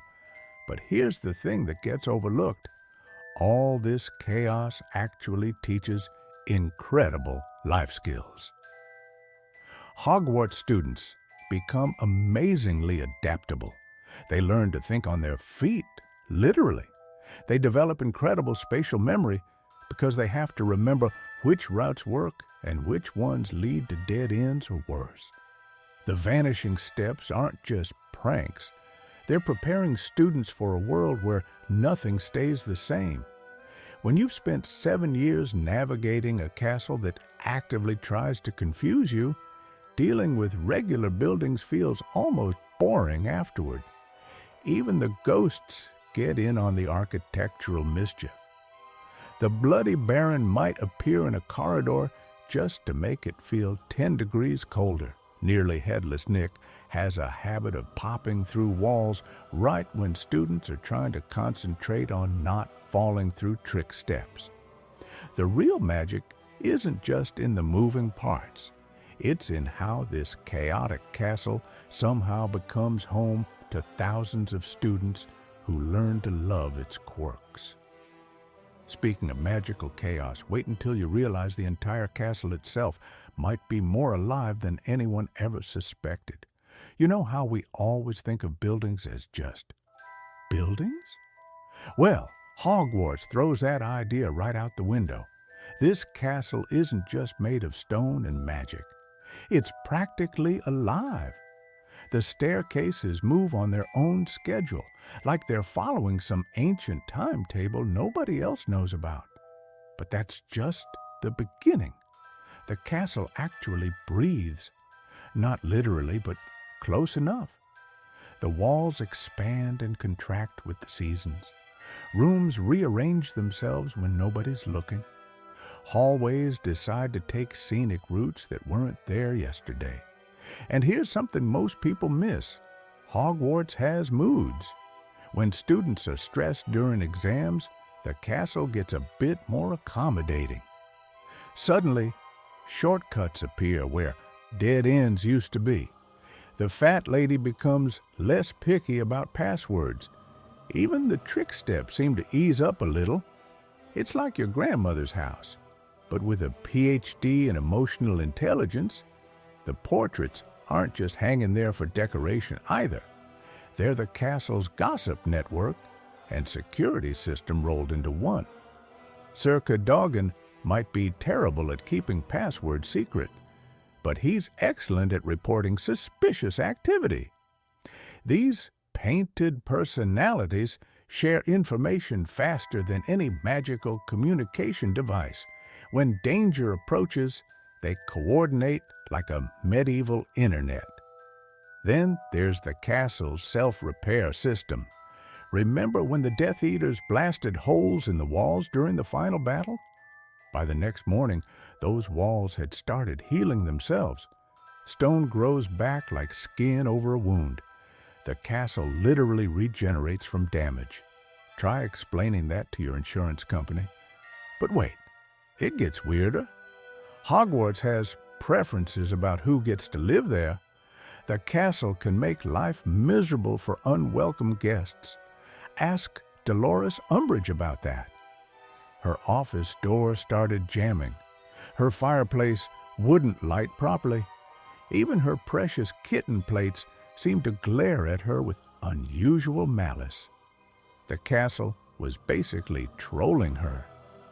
The Room of Requirement is probably the most obvious example of Hogwarts consciousness. It doesn't just appear when needed, it anticipates needs. Students have found study rooms stocked with exactly the right books before they even knew what they were looking for.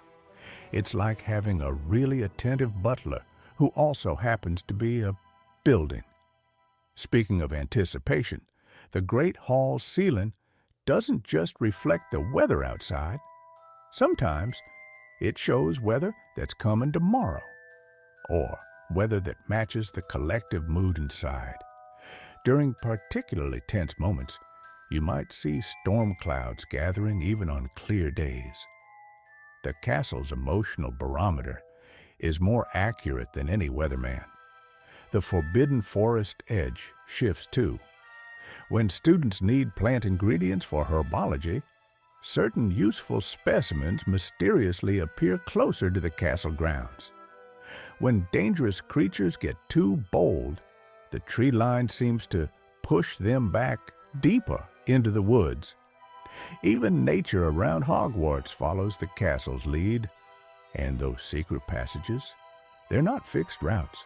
The castle creates new ones and closes old ones based on need. During wartime, escape routes multiply. During peaceful school years, passages that lead to mischief might conveniently develop dead ends or become mysteriously difficult to find. The most incredible part is how Hogwarts remembers everyone who's ever lived there. Walk through the halls, and you might hear faint echoes of laughter from students decades past. Sit in a common room chair and feel the warmth from countless others who found comfort there. The castle holds on to memories like a grandmother keeps photo albums. Even the ghosts aren't separate from this consciousness. They're part of it. Nearly Headless Nick and the others aren't just haunting the castle. They're integrated into its awareness system. They're like Hogwarts memory banks with personalities. This living, breathing entity has been nurturing young wizards for over 1,000 years. It's watched empires rise and fall while continuing to provide the same warm welcome to frightened 11-year-olds stepping through its doors for the first time. Hogwarts isn't just a school. It's the world's most patient, wise, and occasionally mischievous guardian.